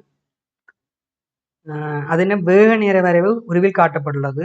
ஏற்றியின் தரையில், ஏற்றினா லிப்டுக்குள்ள 1 கிலோகிராம் திணிவுள்ள ஒரு குச்சி வைக்கப்பட்டுள்ளது.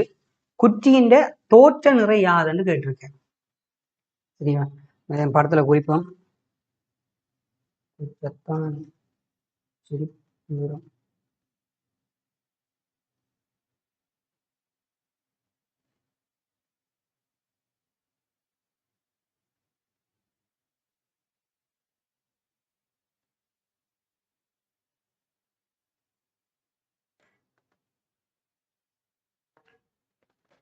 ஒரு லிப்ட் இருக்குதான், அந்த லிப்டுக்குள்ள 1 கிலோகிராம் திணிவுள்ள ஒரு பெட்டியோ பொருளோ ஏதோ ஒன்று இருக்கான். சரியா, இப்ப அது என்ன, வேக நேர வரைவு பக்கத்துல வந்திருக்காராம். அப்ப வேக நேர வரைவு என்ன, இப்படி தந்திருக்க, இங்கே 4க்கு 4 இப்படி வருது. இது என்ன, கீழே செகண்ட் 4, மேல மீட்டர் செகண்ட் -4, இங்கே 0 0. அப்ப வேக நேர வரைவு வந்திருக்காப்புல. மற்றது இதுதான். இதுல குச்சியின் தோற்ற நிறை என்னன்னு கேட்டிருக்காரு. முக்கியமான விஷயம், நிலைக்குத்தாக இந்த எலிவேட்டர் லிப்ட் வந்து நிலைக்குத்தாக கீழ் நோக்கி இயங்குதுன்றத சொல்ற கவனம், அதுதான் அந்த முக்கியமான இங்க கவனிக்க வேண்டிய விஷயம். அதுல வேக நேர வந்திருக்காரு. அது ஒரு குச்சிய அந்த லிப்ட்ல வச்சிருக்காம, அந்த குச்சியில தோற்ற நிறை என்ன என்னன்னா, இப்ப லிப்ட்ல போனவங்களுக்கு தெரிஞ்சிருக்கும். நீங்க லிப்ட்ல போயிட்டு அந்த லிப்ட் வந்து கீழே போறதுக்கு முன்னம் ஏதோ கீழே கலந்து விழ போற மாதிரி இருக்கு. கொஞ்சம் காலில் வந்து சில ரிலீஃப் ஆயிருங்களா, டக்குன்னு கீழே இந்த கால் கலண்டு கீழே விழ போதில் கொஞ்சம் கால் கீழே போற மாதிரி. அதே மாதிரி லிஃப்ட் வந்து மேலே போற நேரம் ஏதோ காலில் வெயிட் இருக்க மாதிரி, இல்லை இந்த உடம்புல வெயிட் கூடின மாதிரி இருக்கும். லிஃப்ட்ல போனாங்களும் தெரியும், இந்த லிஃப்ட் வந்து நீ லிஃப்ட்ல கொடுத்து இப்போ கிரவுண்ட் ஃப்ளோர்ல இருந்து மேலே 1ஆம் மாடியோ 2ஆம் மாடியோ ஏதோ மேலே போறீங்களா, உங்களோட காலில் வந்து ஏதோ டக்குன்னு நீங்கள் வெயிட் கூடின மாதிரி, உங்களை காலில் வந்து இடிக்கிற மாதிரி ஒரு ஃபீலிங் இருக்கும். அதே மாதிரி லிஃப்ட் வந்து இப்போ நீங்கள் மேல் மாடியிலேருந்து கீழே வர்றீங்க, கிரவுண்ட் ஃப்ளோருக்கு வர்றீங்களா, 3ஆம் மாடிலேருந்து கிரவுண்ட் ஃப்ளோருக்கு வாரீங்க, 1ஆம் மாடிக்கு வாரீங்களா, லிஃப்ட் வந்து கீழே போகும். கீழே போகிற நேரம் ஏதோ இங்கே வெயிட் குறைஞ்ச மாதிரி இருக்கும், உடம்புல வெயிட் குறைஞ்ச மாதிரி ஒரு தோற்றப்பாடு இருக்கும். அதை ஒரு தோற்றப்பாடு தான், அந்த தோற்றப்பாடு அந்த அதைத்தான் இங்கே காட்டுறாரு. அந்த தோற்றப்பாடு, அந்த தோற்ற நிறை என்னவா இருக்கும்ன்றது தான் அவர் கேட்குறார். இது வந்து லிஃப்ட் இந்த ஒரு கணநிலை பொறுத்துக்கு தான் இருக்கும். லிஃப்ட் வந்து அந்த ஒரு 6 அடைய அந்த ஒரு சின்ன நேரத்துக்கு தான் இது இருக்கும். ஏன்னா லிஃப்ட் வந்து அவங்க உதுல குறிப்பிட உந்தவு 6 இயங்கினா உள்ள இருக்கிறவங்களுக்கு சக்தியே வந்துடும். அப்படி எங்கென்ன லிஃப்ட்டுகள் இயங்குது, எங்கென்ன லிஃப்ட்ல வந்து வந்தீங்கன்னா அந்த இயங்குறதுக்கு அந்த டக்கண்டு ஒரு இந்த லிஃப்ட் வந்து போட்ட உடனே தான் டக்கண்டு ஒரு 6 இருக்கும். அப்போ அந்த நேரத்தில் மட்டும்தான் நீங்கள் அதை அவதானிக்கலாம். பிறகு லிஃப்ட் வந்து இப்போ நீங்கள் கிரவுண்ட் ஃப்ளோர்லேருந்து 3ஆம் மாடி போகிறீங்கன்னா அது தொடங்கியே கிடக்கண்டு ஒரு இப்போ நான் மேலே போறீங்கன்னா டக்குன்னு வெயிட் கூட்டின மாதிரி இருக்கும், பிறகு டக்குன்னு நோமெல்லாம் வந்துடும். ஒரு ஒரு கணனில் பொழுது தான் இருக்கும். ஏன்னா தொடர்ந்துங்கிற லிஃப்ட்டுகள் வந்து அதாவது மனித பாவனைக்கு இருக்க லிஃப்ட்டுகள் வந்து ஆறுமுடுகளை காட்டாது. ஆனால் கேள்விகளில் வர்றது அப்படி ஆறுமுடுகளை காட்டுற மாதிரி தான் காட்டுவாங்க, கேள்வி போடுவாங்க. அதில் வந்து அந்த அந்த நீங்கள் கணனில் பொழுதுக்கு உணர்ற அந்த டோட்டல் நிற கூடுறதையோ குறைகிறதையோ கேட்குறாங்க. அது பொதுவாக எல்லாத்துக்கும் முன்னு தான். இப்போ நீங்கள் லிஃப்ட்டில் வந்து மேல் நோக்கி போய் உங்களோட நிறம் வந்து கூடுற மாதிரி இருக்கு. ஆனால் லிஃப்ட்டில் கீழே இறங்க என்ன செய்யும், நிறம் வந்து உனக்கு குறையிற மாதிரி இருக்கும். அதைத்தான் என்னென்னு கேட்குறேன். இப்போ அது காரணம் வந்து என்னென்னா இதில் இருக்க அந்த ஆறுமுடுகள் தான், கீழ் நோக்கி போகிற அந்த ஆறுமுடுகள் தான். அப்போ இப்போ தோட்ட நிறைய எப்படி கிடைக்கிறேன்னா சாதாரணமாக நிறைய என்ன செய்யும், கீழ் நோக்கி இருக்கும் எம்ஜி. சரியா? ஆறுமுடுகள் லிஃப்ட் இயக்கம் படிச்சாக்களுக்கு தெரியும். லிஃப்ட் வந்து கீழ் நோக்கி போச்சுன்னா உள்நோக்கி இருக்க ஆளுக்கு ஆறுமுடுகள் மேல் நோக்கி இருக்கும். ஏ அப்ப இவருக்கு மேல் நோக்கி MA என்ற விசைதார். அதாவது லிஃப்ட் வந்து இப்ப கூட தண்ணி ஒரு கிளாஸுக்கு தண்ணியை வச்சுட்டு இப்படி நார்மலா இருக்கிற தண்ணி கிளாஸை இந்த திசையில இப்படி ஆறு முடுக்கினீங்களா தண்ணி என்ன செய்யும், பின்னுக்குத்தான் வந்து நீங்க முன்னுக்கு கொண்டு வரீங்க, ஆனா என்ன செய்யும், பின்னுக்கு தான் தண்ணி வந்து சேரும். அதே மாதிரி லிஃப்ட் வந்து கீழ் நோக்கி ஒரு ஆறுமுடுகள் கொடுத்தீங்கன்னா லிஃப்ட்டுக்குள்ள ஆறுமுடுகள் மேல் நோக்கி தான். இப்ப தண்ணி கிளாஸ் முன்னோக்கி போகுதுன்னா என்ன செஞ்சிருக்கணும், அப்ப முன்னுக்கு தான் போயிருக்கணும். ஆனா அப்படி போகாது. நீங்க முன்னோக்கி கொண்டு போனீங்கன்னா அதுக்கு இருக்க தண்ணி பின்னோக்கி தான், இப்படித்தான் ஒரு இந்த திசையில இப்படி கிளாஸை கொண்டு வரீங்க என்ன, ஆனா தண்ணி என்ன பின்னோக்கி தான் எழும்பும். உங்களோட விட கிளாஸ் இருக்குனாலே தண்ணியை விட்டுட்டு செஞ்சு பாருங்க. அதே மாதிரி தான் லிஃப்ட்டுக்கையும் அதே இது. நான் முன்னோக்கி கொண்டு போனால் பின்னோக்கி தண்ணி, பின்பக்கம் தான் தண்ணி உயர்ந்தது, முன்பக்கம் குறைஞ்சது. சரியா? அதாவது ஒரு ஏதாவது ஒரு பொருளுக்குள்ள, ஏதாவது ஒரு கண்டெய்னர், ஏதாவது ஒரு பெட்டியோ ஏதோ ஒன்றுக்குள்ள ஒரு பொருளை வச்சு நீங்க ஆரம்பிக்கிறீங்கன்னா பெட்டிக்குள்ள வெளிப்பட்டி என்ன ஆறுமுடுகள் போகுதோ அதுக்கு எதிரானதா உள்ள ஆறுமுடுகள் தொழிற்படும். சரியா? அதே மாதிரிதான் இதுக்குள்ள நீங்கள் கீழ் நோக்கி ஆறுமுடுகளை பிரயோஜிங்கன்னா இங்க மேல் நோக்கி ஆறுமுடுகள் வரும். அப்ப அதெல்லாம் கீழ் நோக்கி போனா மேல் நோக்கி ஆறுமுடுகள் வரும். அப்ப எங்கள்ட வந்து கொஞ்சம் மேல தூக்கும். அப்ப எங்க காலில் வந்து நாங்கள் வெயிட் குறைஞ்ச மாதிரி இருக்கும். அதே மாதிரி லிஃப்ட் வந்து கீழ் நோக்கி போச்சுன்னா லிஃப்ட் வந்து மேல் நோக்கி போச்சுன்னா ஆறுமுடுகள் கீழ் நோக்கி இருக்கும். ஏற்கனவே எம்ஜி என்ற ஆறுமுடுகளோட புவி பிடிச்சு இருக்கு. இப்ப லிஃப்ட்லையும் ஒரு ஆறுமுடுகள் வந்தா எங்களுக்கு இன்னுமே நல்லா வெயிட் கூடிய மாதிரி காலில் உணர்ச்சி வரும். சரியா? இதுல என்ன மேல் நோக்கி எம்ஏ என்ற மேல் நோக்கி ஏ என்ற ஆறுமுடுகள் தாக்குறபடியால எம்ஏ என்ற விசை தொழிற்படும். அப்ப இந்த நிறக்குறைவுன்றது என்னண்டா எம்ஜியில இருந்து எம்ஏ கழிக்கிறதா இருக்கும். அதான் என்ன புவி பிடிச்சு கீழே இழுக்க போகுது. இது லிஃப்ட் கீழே வரபடியா உள்நோக்கி மேல ஆறுமுடுகள் இருக்கும். அப்ப மேல் நோக்கி ஒரு விசை தாக்குது. அப்ப கீழ் நோக்கி தான் வளமையா விசை தாக்குறது. இது என்ன லிஃப்டின் இயக்கத்தால மேல் நோக்கி ஒரு விசை தாக்குது. அதை என்ன செய்யும், எங்கள்ட நிறைய கொஞ்சம் குறைக்கும். அதுதான் என்ன தோற்ற நிறை. இதை வந்து மருதாக்கம் ஆறன்னு சொல்லலாம். லிஃப்ட்ல உங்களோட மருதாக்கம் ஆற அளந்தீங்கன்னா அது இந்த தோற்ற நிறைக்கு சமனா இருக்கு. எம் வந்து 1, ஜி வந்து 10, எம் வந்து 1, ஏ காணும். இதுல என்ன பேக நேர வரைவு வந்துருக்கேன். பேக மாற்று வீதம் தான் என்ன ஆறுமுடுகள். பேக மாற்றம் என்ன 0லேருந்து 4க்கு போகுது. எத்தனை செகண்ட்ல 4 செகண்ட். பேக மாற்றம் என்ன 0லேருந்து 4 மீட்டர் செகண்ட் மைனஸ் சொன்னா 4 செகண்ட்ல ஆச்சுது. பேக மாற்றம் 4 எத்தனை செகண்ட்ல 4 செகண்ட். ஆகவே 1 மீட்டர் செகண்ட் -2 1. அப்ப 10 -1 சமன் 9 நியூட்டன். தோற்ற நிறை என்ன மாதிரி 9 நியூட்டன் இருக்கும். எத்தனையாவது விட 3வது விட 17வது 3வது.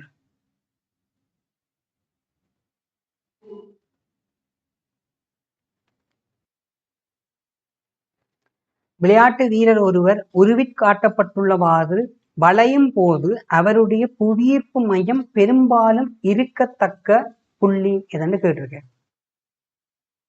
சரியா? இப்ப இதுல வந்து பாத்தீங்கன்னா தெரியும், இந்த படத்துல இருக்கிறேன்.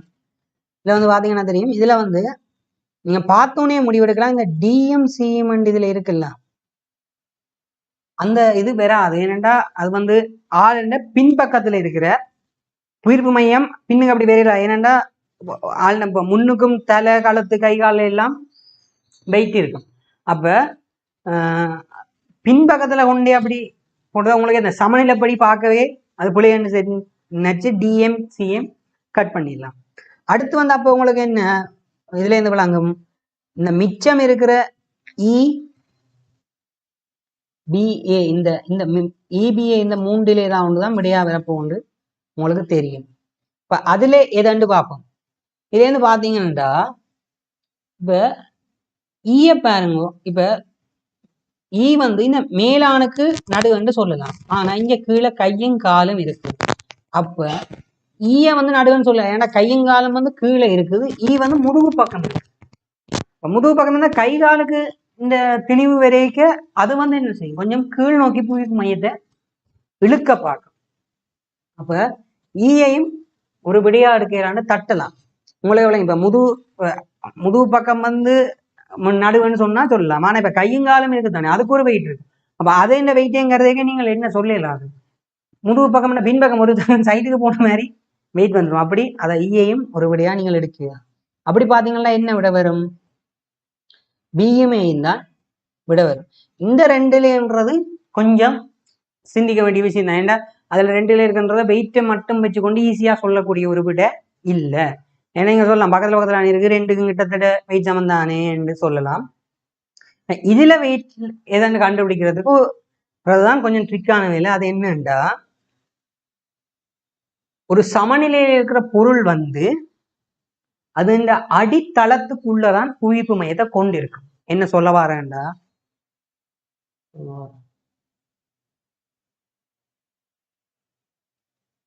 உதாரணத்துக்கு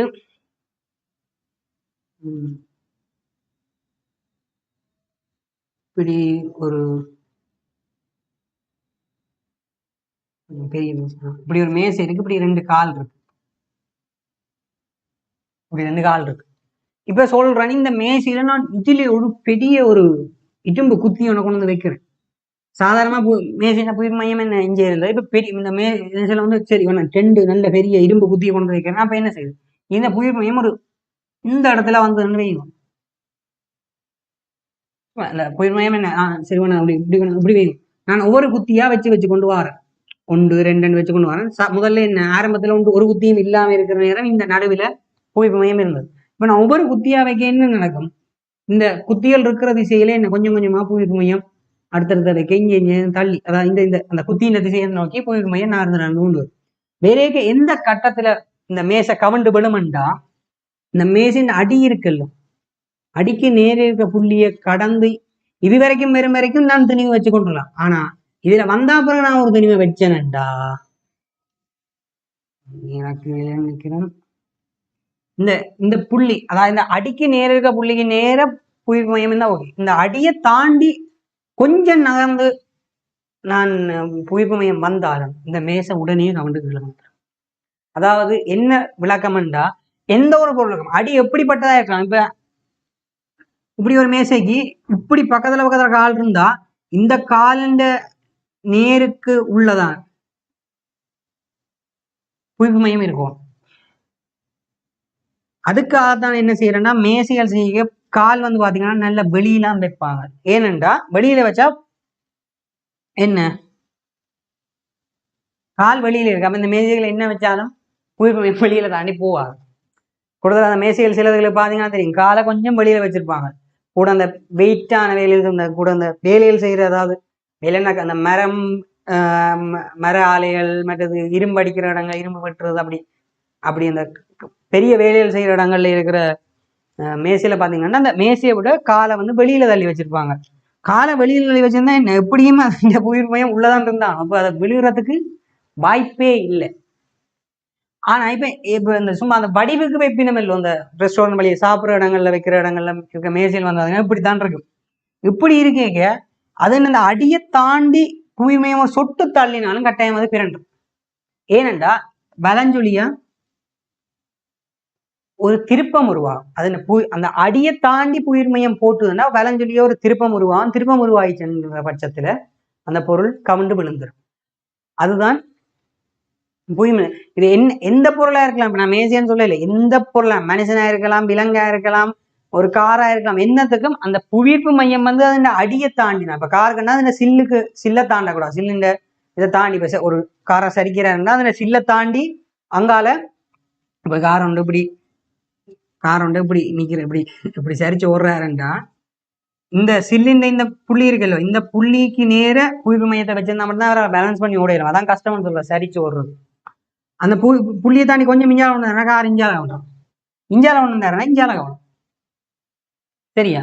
அப்ப அது இந்த எந்த ஒரு பொருளும் அந்த பொருள் நிலத்தை தொடுற அந்த அடித்தளம் இருக்குல்ல, அந்த அடித்தளத்துக்கு வெளியில புவிப்பு மையம் இருக்க கூடாது. அப்படி இருந்தால் சமநிலை இருக்காம விழுந்துடும். அது அவதி சமநிலை இருக்கும், இல்ல சமநிலை இல்லாத ஒரு நிலையில அவதி சமநிலை, அது சமநிலையே இல்லாத ஒரு நிலை, அது கட்டாயம் விழும். அவதி சமநிலைன்றது சமநிலை குழம்ப கூடிய மாதிரி ஒரு புள்ளி. அது கிட்டத்தட்ட என்னன்னா அந்த இதுக்கு நேர வரைக்கான என்ன அந்த அடியின் எல்லைக்கு போயதான் அந்த அவதி சமநிலைக்கு போகும். அதை தாண்டிட்டா சமநிலை குழம்பப்பட்ட நிலை. சரியா? அது எப்படியும் விழும். அப்ப இப்ப இந்த கேள்விக்கு வாங்கோ,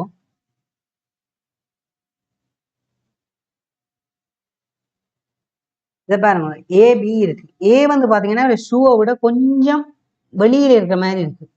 அப்படி போனா என்ன செய்வார்? அந்த விளையாட்டு வீரர் முன்னோக்கி தலைப்புற நம்ம கீழே விழுந்துருது. அப்ப இதுக்கு இருக்கக்கூடிய விடை என்ன? பி தான் பற்றி அந்த கால் அந்த ஷூக்கு உள்ள அந்த பாதத்துக்கு உள்ள இருக்குது. அதாவது எந்த பொருளா இருந்தாலும் மனுஷனா இருந்தாலும் விலங்கா இருந்தாலும் அது நிலத்தை தொல்ற அந்த அடிக்கு உள்ள உயிர்மயம் இருந்தா மட்டும்தான் சமநிலையில நிலையா நிக்கல், இல்லைன்னா விழுந்துருக்கு. அப்ப இதுக்கு விட பி 2வது 21க்கு 2வது. உருவில் காட்டப்பட்டுள்ளவாறு அடியில் ஒரு செப்பு தட்டு ஒட்டப்பட்ட ஒரு மரக்குற்றி ஒரு முகவையில் உள்ள நீரில் மிதக்குதான். அப்ப மிதக்குனது H1 H2 ஆகிய உயரங்கள் உருவில் காட்டப்பட்டுள்ளன. சிறிது நேரத்துக்கு பின்னர் அந்த செப்பு தட்டு கலன்று நீரில் விழுதுதான். அப்போது அந்த H1, H2 என்ற உயரங்களுக்கு என்ன நடக்கும்ன்றத தான் கேள்வியா கேட்டிருக்கார்.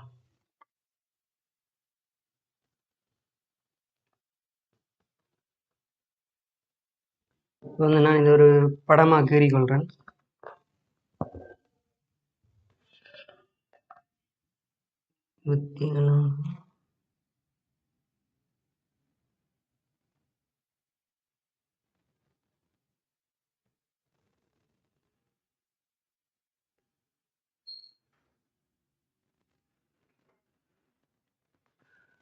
இதுல இது H2ன்னு சொல்லியிருக்கேன். அந்த மோவைகள் நீரின் உயரம் அமர்ந்து இருக்கிற நீளத்தின், அதாவது மரக்குட்டியின் அமர்ந்திருக்கிற ஆழம் வந்து H1ன்னு சொல்லியிருக்கார். கீழே வந்து பாத்தீங்கன்னா ஒரு செப்பு தட்டு ஒட்டி இருக்காரு. இவர் என்ன சொல்ல வர்றாருன்னா, இந்த செப்பு தட்டு என்ன நடக்குதாம், கலண்டு முதல்ல சாதாரணமா இந்த செப்பு தட்டோட இருக்குதாம், பிறகு கொஞ்சம் இதுல கலண்டு கீழே வந்து விழுதுதான். சரி, கீழே வந்து விளையக இந்த 2 உயரத்துக்கும் என்ன நடக்கும் அப்படின்றது தான் கேட்கிறார். இது வந்து என்ன தத்துவம்னா ஆர்க்கிமிடிஸ் தத்துவம் தான். ஆர்க்கிமிடிஸ் மிதத்தல் கோட்பாடு. அதாவது ஒரு பொருள் வந்து ஒரு பாயில், அது திரவமாக இருக்கலாம், பாய் இருக்கலாம், அதுல முழுமையா அமிழ்ந்து மிதக்கும் போது அந்த பாயால் இடம்பெயர்க்கப்பட்ட நீரின் அளவு, நீரின் நிறை வந்து அந்த பொருள் நிறைக்கு சமனாக இருக்கும்ன்றதுதான் ஆர்க்கிமிடிஸ் கோட்பாடு. இப்போ இதுக்கு ஆர்க்கிமிடிஸ் அளவுக்கெல்லாம் நீங்க போய் யோசிக்க தேவையில்லை, சிம்பிளா செய்யலாம். என்னன்னா இப்ப இது வந்து கீழே விழுந்து வைக்கும் சாதாரணமா என்ன, இப்ப ஒரு கிட்டத்தட்ட மரக்குட்டி சாதாரணமா இதாகும். அப்ப நீங்க கீழே செப்பு துண்டன்னு ஒரு பெரிய வெயிட்டை கொடுத்துருக்கிறபடியால அதை என்ன செய்யும், மரக்குட்டியை கீழே பிடிச்சி இழுத்து வச்சிருக்கும். இப்ப அந்த செப்பு தட்டு கீழே கலந்து விழுந்தோடனே என்ன செய்யும், இந்த மரக்குட்டி லைட்டா மேலே போனா அதை வச்சு நீங்க முடிவெடுக்கலாம் என்ன, இந்த H1ன்றது என்ன செய்ய போகுது, குறைய போகுது. அது மேலே போகுதுன்றபடியா குறைய போகுது. அதே மாதிரி அடுத்த கட்டம் சும்மா சிம்பிளா சொல்லி பாருங்க. ஒரு நீங்கள் காலமா குளிக்க வாளிக்க தண்ணி விட்டுருப்பீங்க, அதுக்குள்ள தண்ணி கிட்டத்தட்ட மட்டும் முற்ற அளவு நீங்கள் தண்ணி குளிக்கிற வாளிக்க விட்டுட்டு அதுக்குள்ள தண்ணி அள்ளுறதுக்கு உன கையை ஒரு பேசினா கொண்டு வந்தீங்கன்னா என்ன நடக்கும், கையை உள்ள வைக்க தண்ணி வெளியில ஊற்றணும். அதாவது உள்ள நீங்கள் ஏதாவது அமிழ்த்தி வச்சீங்கன்னா என்ன செய்யும், தண்ணி மட்டும் உயர்ந்து வெளியில தண்ணி போகும். அப்ப இவ்வளவு நேரம் என்ன செய்யுது, இந்த மரக்குட்டியும் செப்புத்தாடு வந்து மரக்குட்டி உள்ள அமழ்த்தி வச்சிருந்தது. இப்ப செப்புத்தாடு கீழே விட மரக்குட்டி மேல போனபடியா என்ன செய்யும், தண்ணி கொஞ்சம் கீழே வரும். அமர்த்தி இப்ப நீங்க கையை காலிக்கு கொண்டு வைக்க தண்ணி வெளியில போகுது. அப்போ நீர்மட்டம் உயர்ந்தபடியே தண்ணி வெளியில போகும். அதே மாதிரி நீங்க பாலிக்கு திரும்ப கையை எடுத்து பாருங்க, கையை எடுத்தா அப்புறம் என்ன நடக்கும், பாலியில அந்த தண்ணீர் மட்டம் கொஞ்சம் குறை. அதே மாதிரி தண்ணி இந்த தண்ணி மட்டம் என்ன செய்யும், இந்த H2ன்றது குறையப்போ. ஆகவே H1, H2 ஆகிய இரண்டிலும் குறைகின்றன என்றுதான் சரி. எத்தனையாவது விட என்றால் 4வது விட. H1, H2 ரெண்டுமே குறையும். 4வது விட. ஓர் உருளை தாங்கியின் உட்குறுக்குவெட்டு பரப்பளவு 1 மீட்டர் ஸ்கொயர் ஆகும். அதில் நீர் நிரம்பியிருக்கும் அதே வேளை உருவிற் காட்டப்பட்டுள்ளவாறு ஓர் உராய்வின்றிய முசலம் அதன் முழு நீர் மேற்பரப்பையும் மூடுகின்றது. மேலே இருந்து முசலத்தின் மீது சீராக பரம்பியிருக்கும் ஓர் 2500 நியூட்டன் விசை பிரயோகிக்கப்படுகின்றது. தாங்கியின் அடிக்கு கிட்ட ஒரு சிறிய துளை உள்ளது. நீர் மட்டத்தின் உயரம் 0.2 மீட்டர் ஆக இருக்கும் போது துளையிலிருந்து நீர் வெளியேறும் கதி யாது என்று கேட்டிருக்க. நீரின் அடர்த்தி 1000 கிலோகிராம் மீட்டர் -3 அப்படின்னு தந்திருக்க.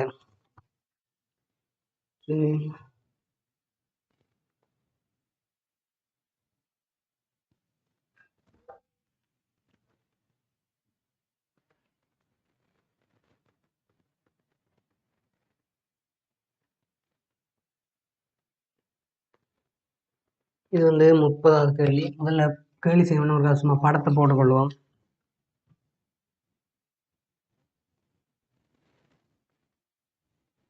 இதுல இருந்து தண்ணி வெளியில போகாம சிறிய துளைன்னு சொல்லியிருக்கிறார்.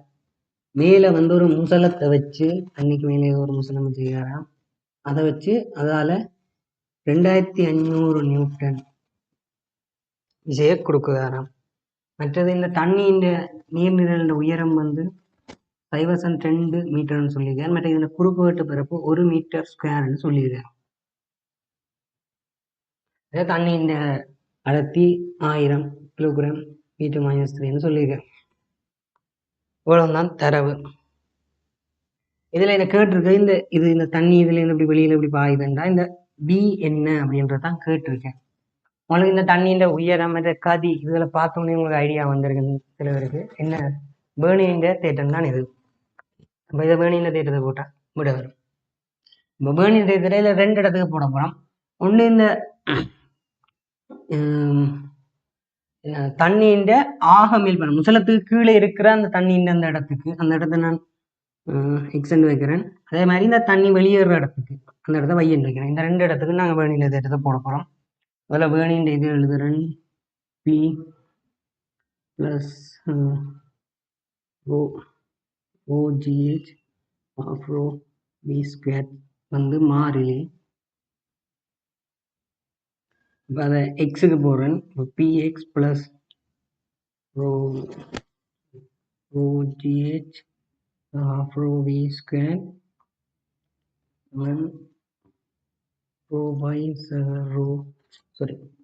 P/ρGH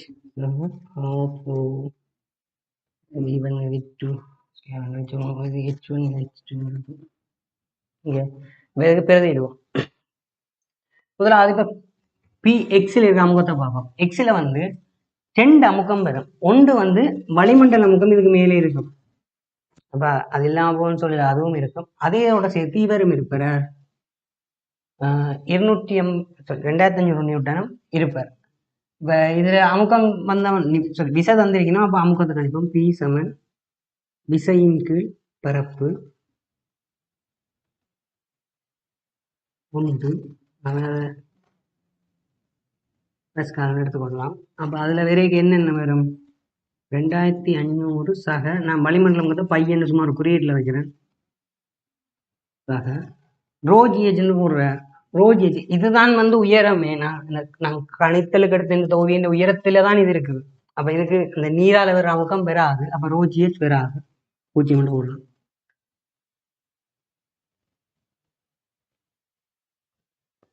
சாரி,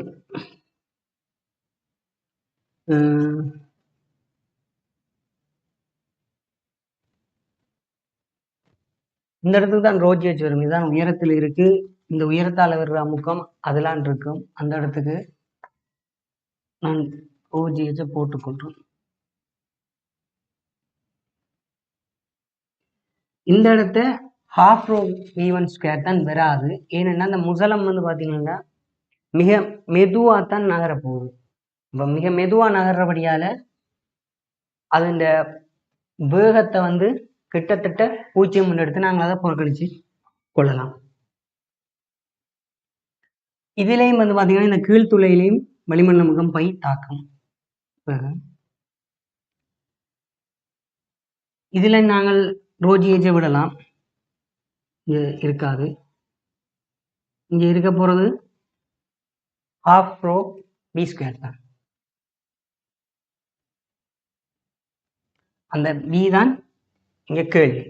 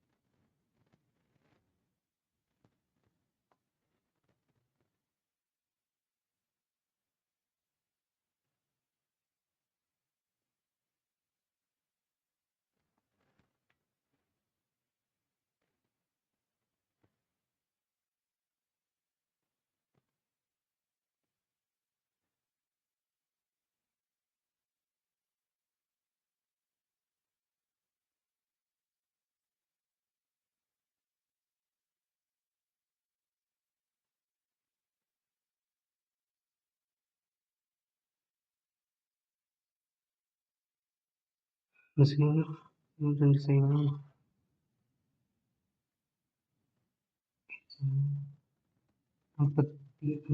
கீழ் 5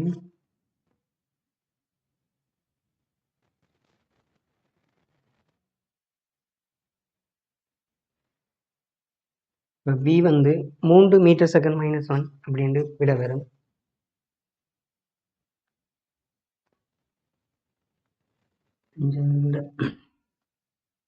நீளம் எல்லையும் திணிவு எம்மையும் கொண்ட ஒரு சீரான கோல் சீலிங்கில் உள்ள ஒரு புள்ளியுடன் சுயாதீனமாக சுழலிடப்பட்டு உருவிக்காட்டியுள்ளவாறு ஓர் லேசான இழையை பயன்படுத்தி நிலைக்குத்திலிருந்து ஒரு கோணம் அல்பாவில் தொங்கவிடப்பட்டுள்ளது.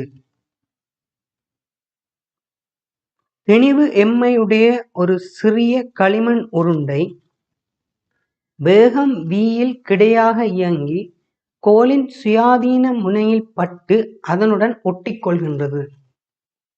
களிமண் உருண்டை ஒரு புள்ளி தெளிவென கொள்க. மோதுகைக்கு சற்று பின்னர் தொகுதியின் கோண வேகம் யாது? அதுதான் கேள்வி. அடுத்த ஒரு தரவு தந்திருக்க. திணிவு எம்மையும் நீளம் எல்லையும் உடைய ஒரு சீரான கோலுக்கு செங்குத்தாக அதன் ஒரு முனை பற்றிய சடத்துவ திருப்பம் 1/3 mL² ஆகும்.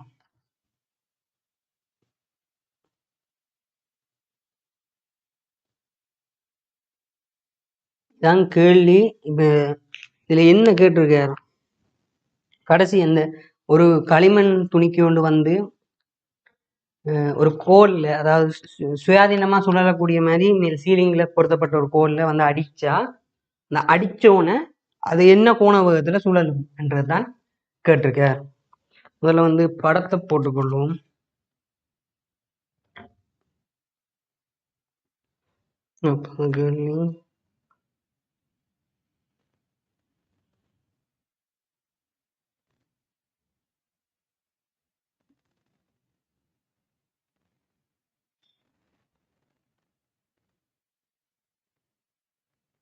அல்பா கொள்நிலைமையில் திணிவு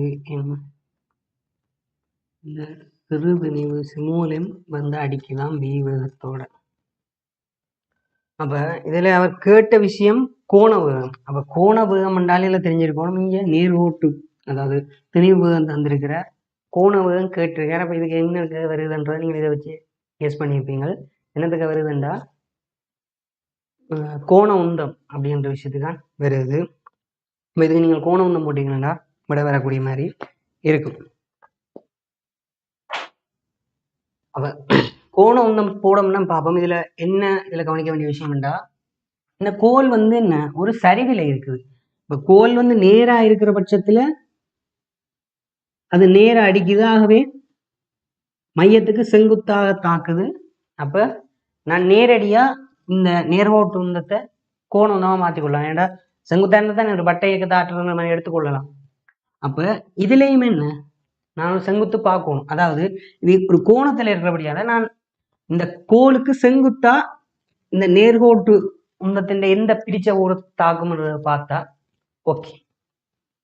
இப்ப இந்த நேர்கோட்டு உந்த பிரிச்ச ஊருக்கு நான் இப்படித்தான் தாக்க போகுது. என்ன எம்பி என்ற நேர்கோடு இருந்தாங்க. அதில் பிரிச்ச ஒரு தாக்கம். அதுக்கு முதல்ல இதில் விசுப்பிரிக்கை போடுவோம். இது அல்ஃபாண்டா, இது அல்ஃபா.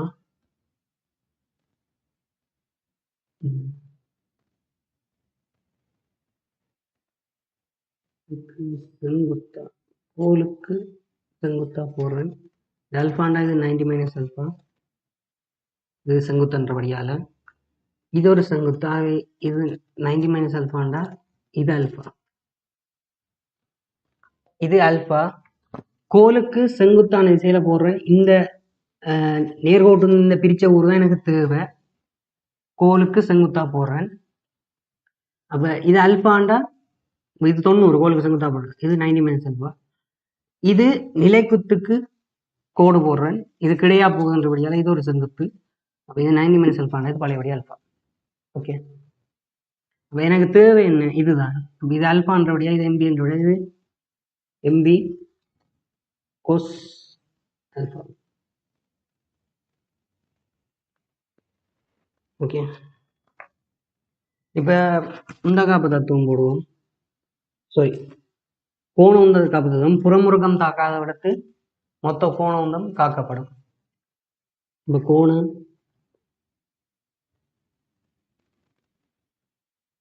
உந்த காப்பு தத்துவப்படி ஆரம்பத்துல அந்த கோல் நிலையாதான்றது இவர் மட்டும்தான் இயங்குறார். அப்ப இவருக்கு இந்த கோண உந்தம் வரும் எம்பி நேர்கோட்டு உந்தம். அதை எல்லால பெருக்கினா கோண உந்தம்.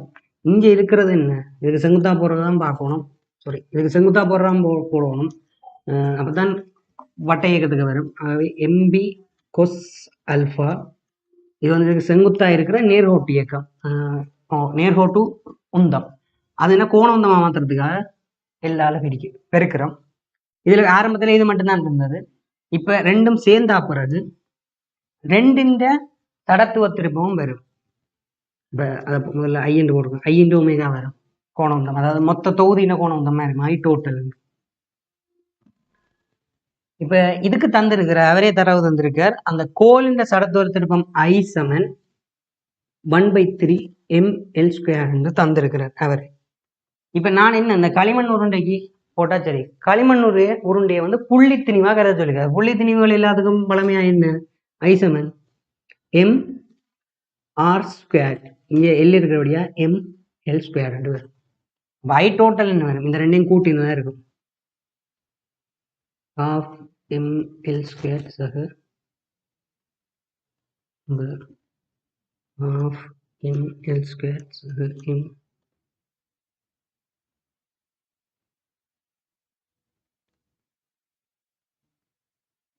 எல்லாம் இருக்கும். எனக்கு தேவை ஒமேகா தான், அதிலுமே எழுவாய் ஆக்கி விட்டா சரி.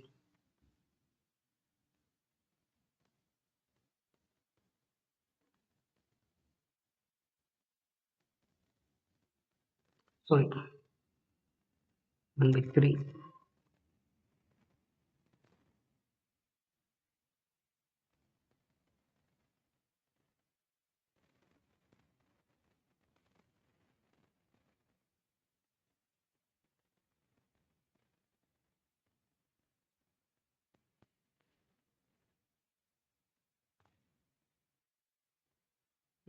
எல்லாத்தையும் வந்து 3ஆல் பெருக்கி விடுறேன்.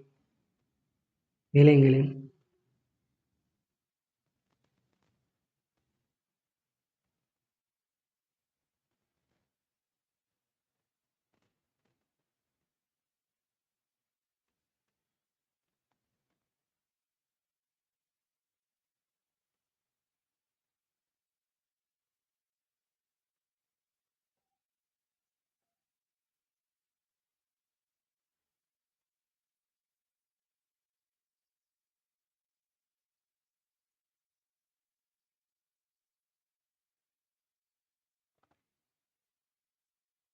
மூன்றாவது விட 3 மீட்டர் நீளமும் 80 கிலோகிராம் திணிவும் உள்ள ஒரு வலை PQவின் புவியீர்ப்பு மையம் G ஆனது முனை Pயிலிருந்து 1 மீட்டர் தூரத்தில் உள்ளது. இரு தூண்களினால் தாங்கப்பட்ட வலை ஒரு கால்வாய்க்கு மேலாக வைக்கப்பட்டுள்ளது. 60 கிலோகிராம் திணிவுள்ள ஒரு மனிதன் முனை Pயிலிருந்து மற்றைய முனை Qவிற்கு நடக்கத் தொடங்குகின்றான். தூண்களினால் வலை மீது உஞ்சப்பெறும் விசைகள் முறையே R1, R2 ஆகும். ஓகே. மனிதன் முனை Pயிலிருந்து செல்லும் தூரம் D உடன் R1, R2 ஆகியவற்றின் மாறல்களை மிகச் சிறந்த விதத்தில் வகை குறிப்பது சொல்லி படம் தந்திருக்காங்க. இந்த படத்தை பார்த்தோன்னே நீங்கள் முதலாவது விட வெறாண்டு எடுக்கலாம். ஏனென்றா புவியீர்ப்பு மையம் 3 மீட்டர் நீளமான அந்த வலையில ஒரு சைட்டுக்கு, அதாவது Pயிலேருந்து 1 மீட்டர் தூரத்துல இருக்கு. அப்ப 2 பக்கம் சமனா வர்றதுக்கு வாய்ப்பே இல்லை. இப்ப முதலாவது விட இதுல இருந்தே சொல்லலாம் நீங்கள் வெறாண்டு. மற்ற விடையில் பார்க்கறதுக்கு முன்னம் ஒரு படத்தை போடுவோம்.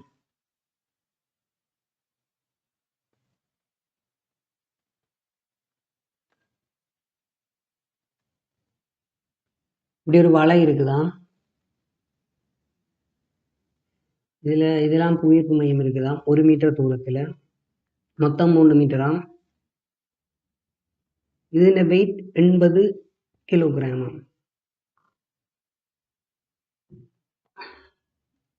அதில் 800 நியூட்டன் இருக்கும் தெரியும்.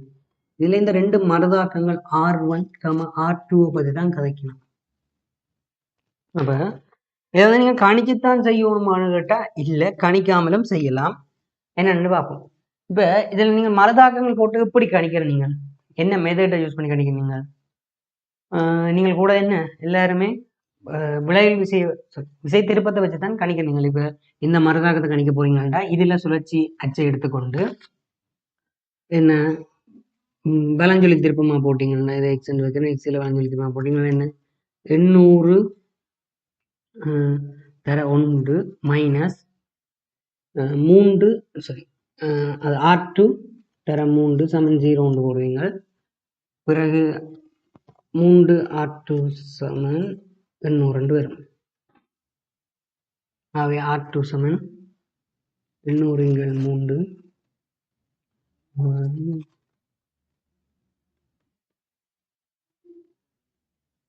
2 வரும்.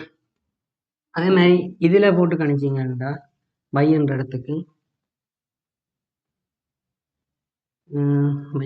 வளைஞ்சிருக்காங்க போறேன். R1 இன்ட்டு 3 மைனஸ் 800 இன்ட்டு 2 சமன் 0, 1600 சமன் 1 இன்ட்டு 3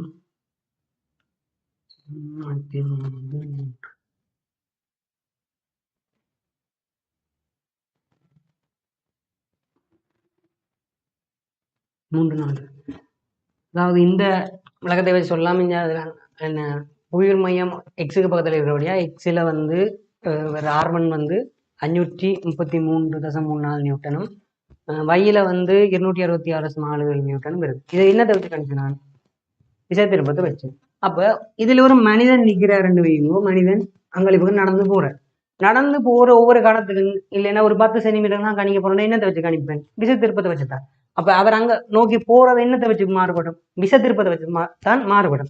இங்க வரைவு என்னத்துக்கு தந்திருக்கு? விசைக்கும் நீளத்துக்கும் தந்திருக்க. சரியா?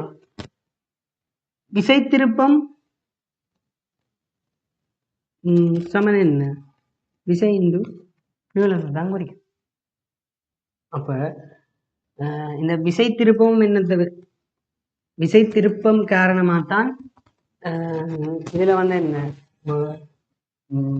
இந்த மரதாக்கங்கள் மாறப்போகுது. இப்ப மனிதன் 60 கிலோகிராம் திரிவுள்ள மனிதன் இருக்காராம். இப்ப அவர் நடக்கிறதன் மூலமா விசை திருப்பம் காரணமா தான் இங்க மாற்றம் பெறப்போகுது. விசை திருப்பம் என்ன? எண்ணும் எல்லும் தான்.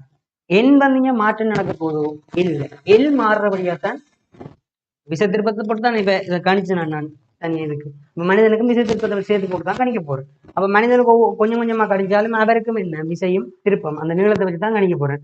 அப்ப நீளம் மாறுற மாதிரி தான் அங்க விசை திருப்பமும் மாறும். விசை திருப்பம் மாற மாற இந்த மருதானங்கள் மாறும். அப்ப இங்க விசை வந்து மாறுமோ மனிதன தெளிவு மாறுமோ இல்ல, நீளம் மட்டும்தான் மாறும். அதாவது மனிதன் வந்து இங்க இருந்து இங்க போற அந்த மனிதன் அறக்குற அந்த தூரத்தை பொறுத்து இந்த புள்ளியின் விதத்திற்கும் அந்த புள்ளியின் விதத்திற்கும் மாறும். அதுக்கேற்ற மாதிரி ஆறு மாற போகுது. அப்ப அது வந்து என்ன நேரடியா இதெல்லாம் தங்கி இருக்கு, நேரு சம தொடர்பு. ஆகவே அது வந்து ஒரு நேர்கோடாக அமையும். இந்த விசை திருப்பமும் வந்து நேரு சம என்ன, அதாவது இந்த மனிதன் நடந்த தூரத்தை பொறுத்து மனிதன் இங்க இருந்து நடக்கிறத பொறுத்து இதுவும் மாறுபடும். அது என்ன எல்லில் மட்டும்தான் தங்கி இருக்கும், அது நேரு சத்தம் தொடரும். அப்ப அந்த வரைவு எப்படி இருக்கும், நேர்விசமாக தான் போகும், அதாவது நேர்கோடா இருக்கும். அப்ப இதுல நேர்கோடா இருக்கிற வரைவு எது, ஒன்றே ஒன்று.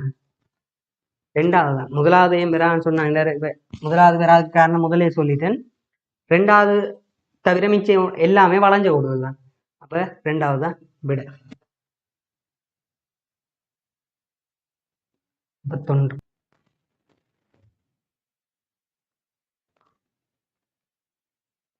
முதல்ல இந்த ரெண்டுக்கும் ஒரு படத்தை கீறுவோம். 45வது கேள்வி. உராய்வட்ட கடமை பெருப்புன்னு சொல்லிட்டு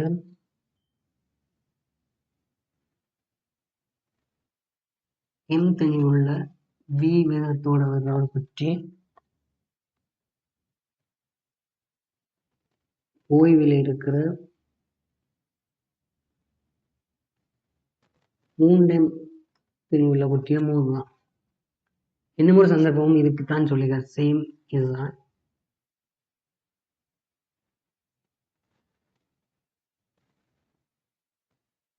இதுல வந்து முதலாவது சந்தர்ப்பம் வந்து ரெண்டும் சேர்ந்து இயங்கிச்சுண்டா, ஒட்டி கொண்டு இயங்கிச்சுண்டா B2என்ற விதத்தோட அந்த மொத்தத்தினையும், அதாவது மொத்தத்தினையும் என்ன 4 3 சேர்ந்து B1 என்ற விதத்தோட இயங்குமா. இவ வந்து பூரண மீள்தன்மை நடந்ததுண்டா இவர் வந்து அடிச்ச மோதுவைக்கு பிறகு அந்த எம் திணிவு பின்ன வைக்குமா. அதை நான் B3 என்று வைக்கணும், இதுக்குள்ள வராது. அதே மாதிரி 3M என்ற திணிவு B2 என்ற விதத்தோட போகுமா. அவர் கேட்ட கேள்வி என்னன்னா B2க்கும் B1க்குமான விகிதம் தான் கேட்டிருக்கேன். இப்ப முதலாவது இந்த கதைக்கு வருவோம். இது சாதாரண ஒரு மோதுவை தான், இது எங்களுக்கு பழமையா செய்கிற மாதிரி. உந்த காப்பு தத்துவத்தை போட்டீங்கன்னா ஓகே. முதலாவது சிச்சுவேஷன் 1க்கு உந்த காப்பு தத்துவத்தின்படி ஆரம்ப உந்தம் M×B சிறிய குட்டிக்கு, மற்றதுக்கு 3M×0 சமன். இறுதி உந்தம் வந்து 4M×B1 இருக்கும். ஆகவே இது MB சமன் 4B1 இருக்கும். B1 சமன் B/4 இருக்கும்.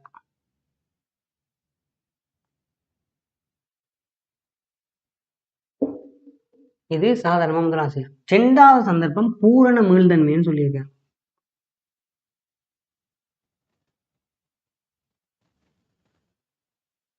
வந்து மோதுதான். இதுக்கு என்னென்னு செய்யணும்டா, இதுக்கும் சாதாரணமா நார்மலா நாங்க போடுற மாதிரி போடுவோம். உந்தகாப்பு தத்துவத்தின்படி ஆரம்பம் MB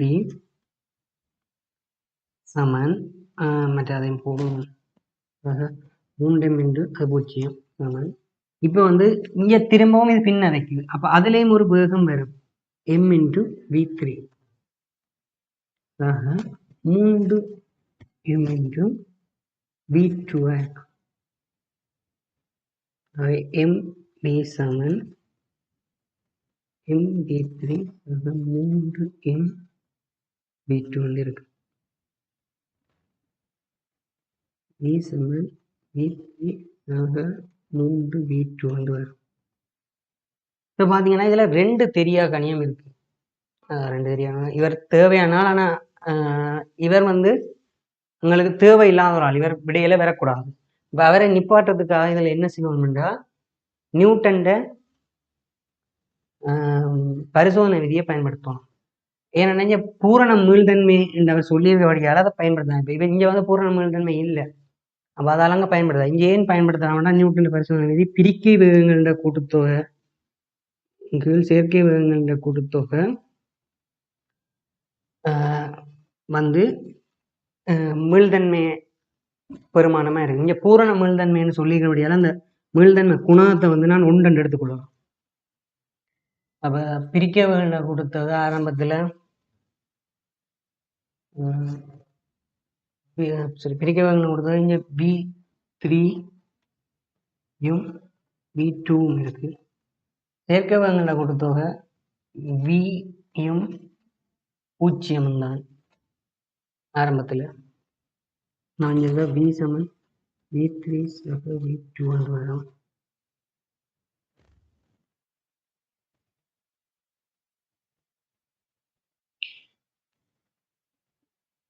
இங்கே இந்த ரெண்டும்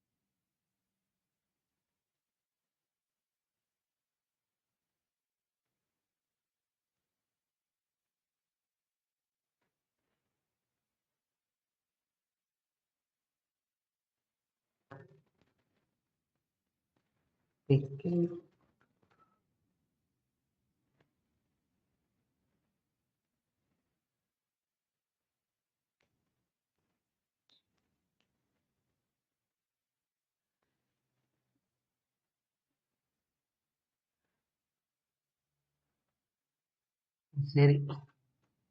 சாரி, இதில் இந்த காப்பு தத்துவத்துக்கு திசை போடணும், இந்த திசையில் இருக்கும்.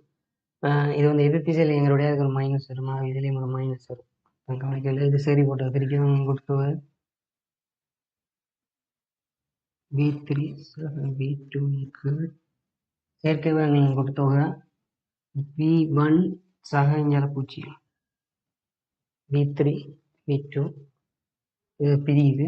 இது சேர்ற வேகம் V சக 0, அதாவது V சமன் V3 சக V2 என்று வரும். இதில் இதை நாம் மாற்றி எழுதலாம். V3 சமன் V சக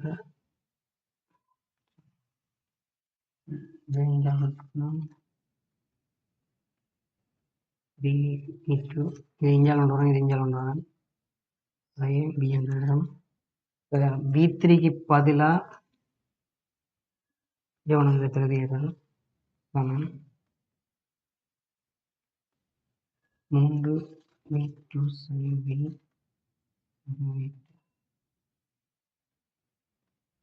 என்றதும் இதில் வந்து அஞ்சால் ஒன்று சார் 2 V சமன் 3 4 V2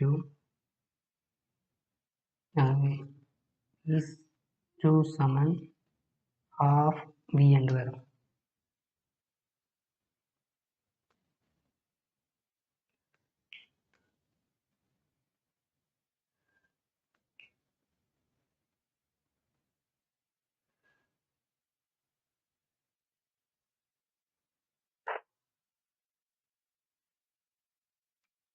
இப்போ எனக்கு V2 V1 சமன் V/2 V/4 சமன் 2 என்று வரும். 5வது விட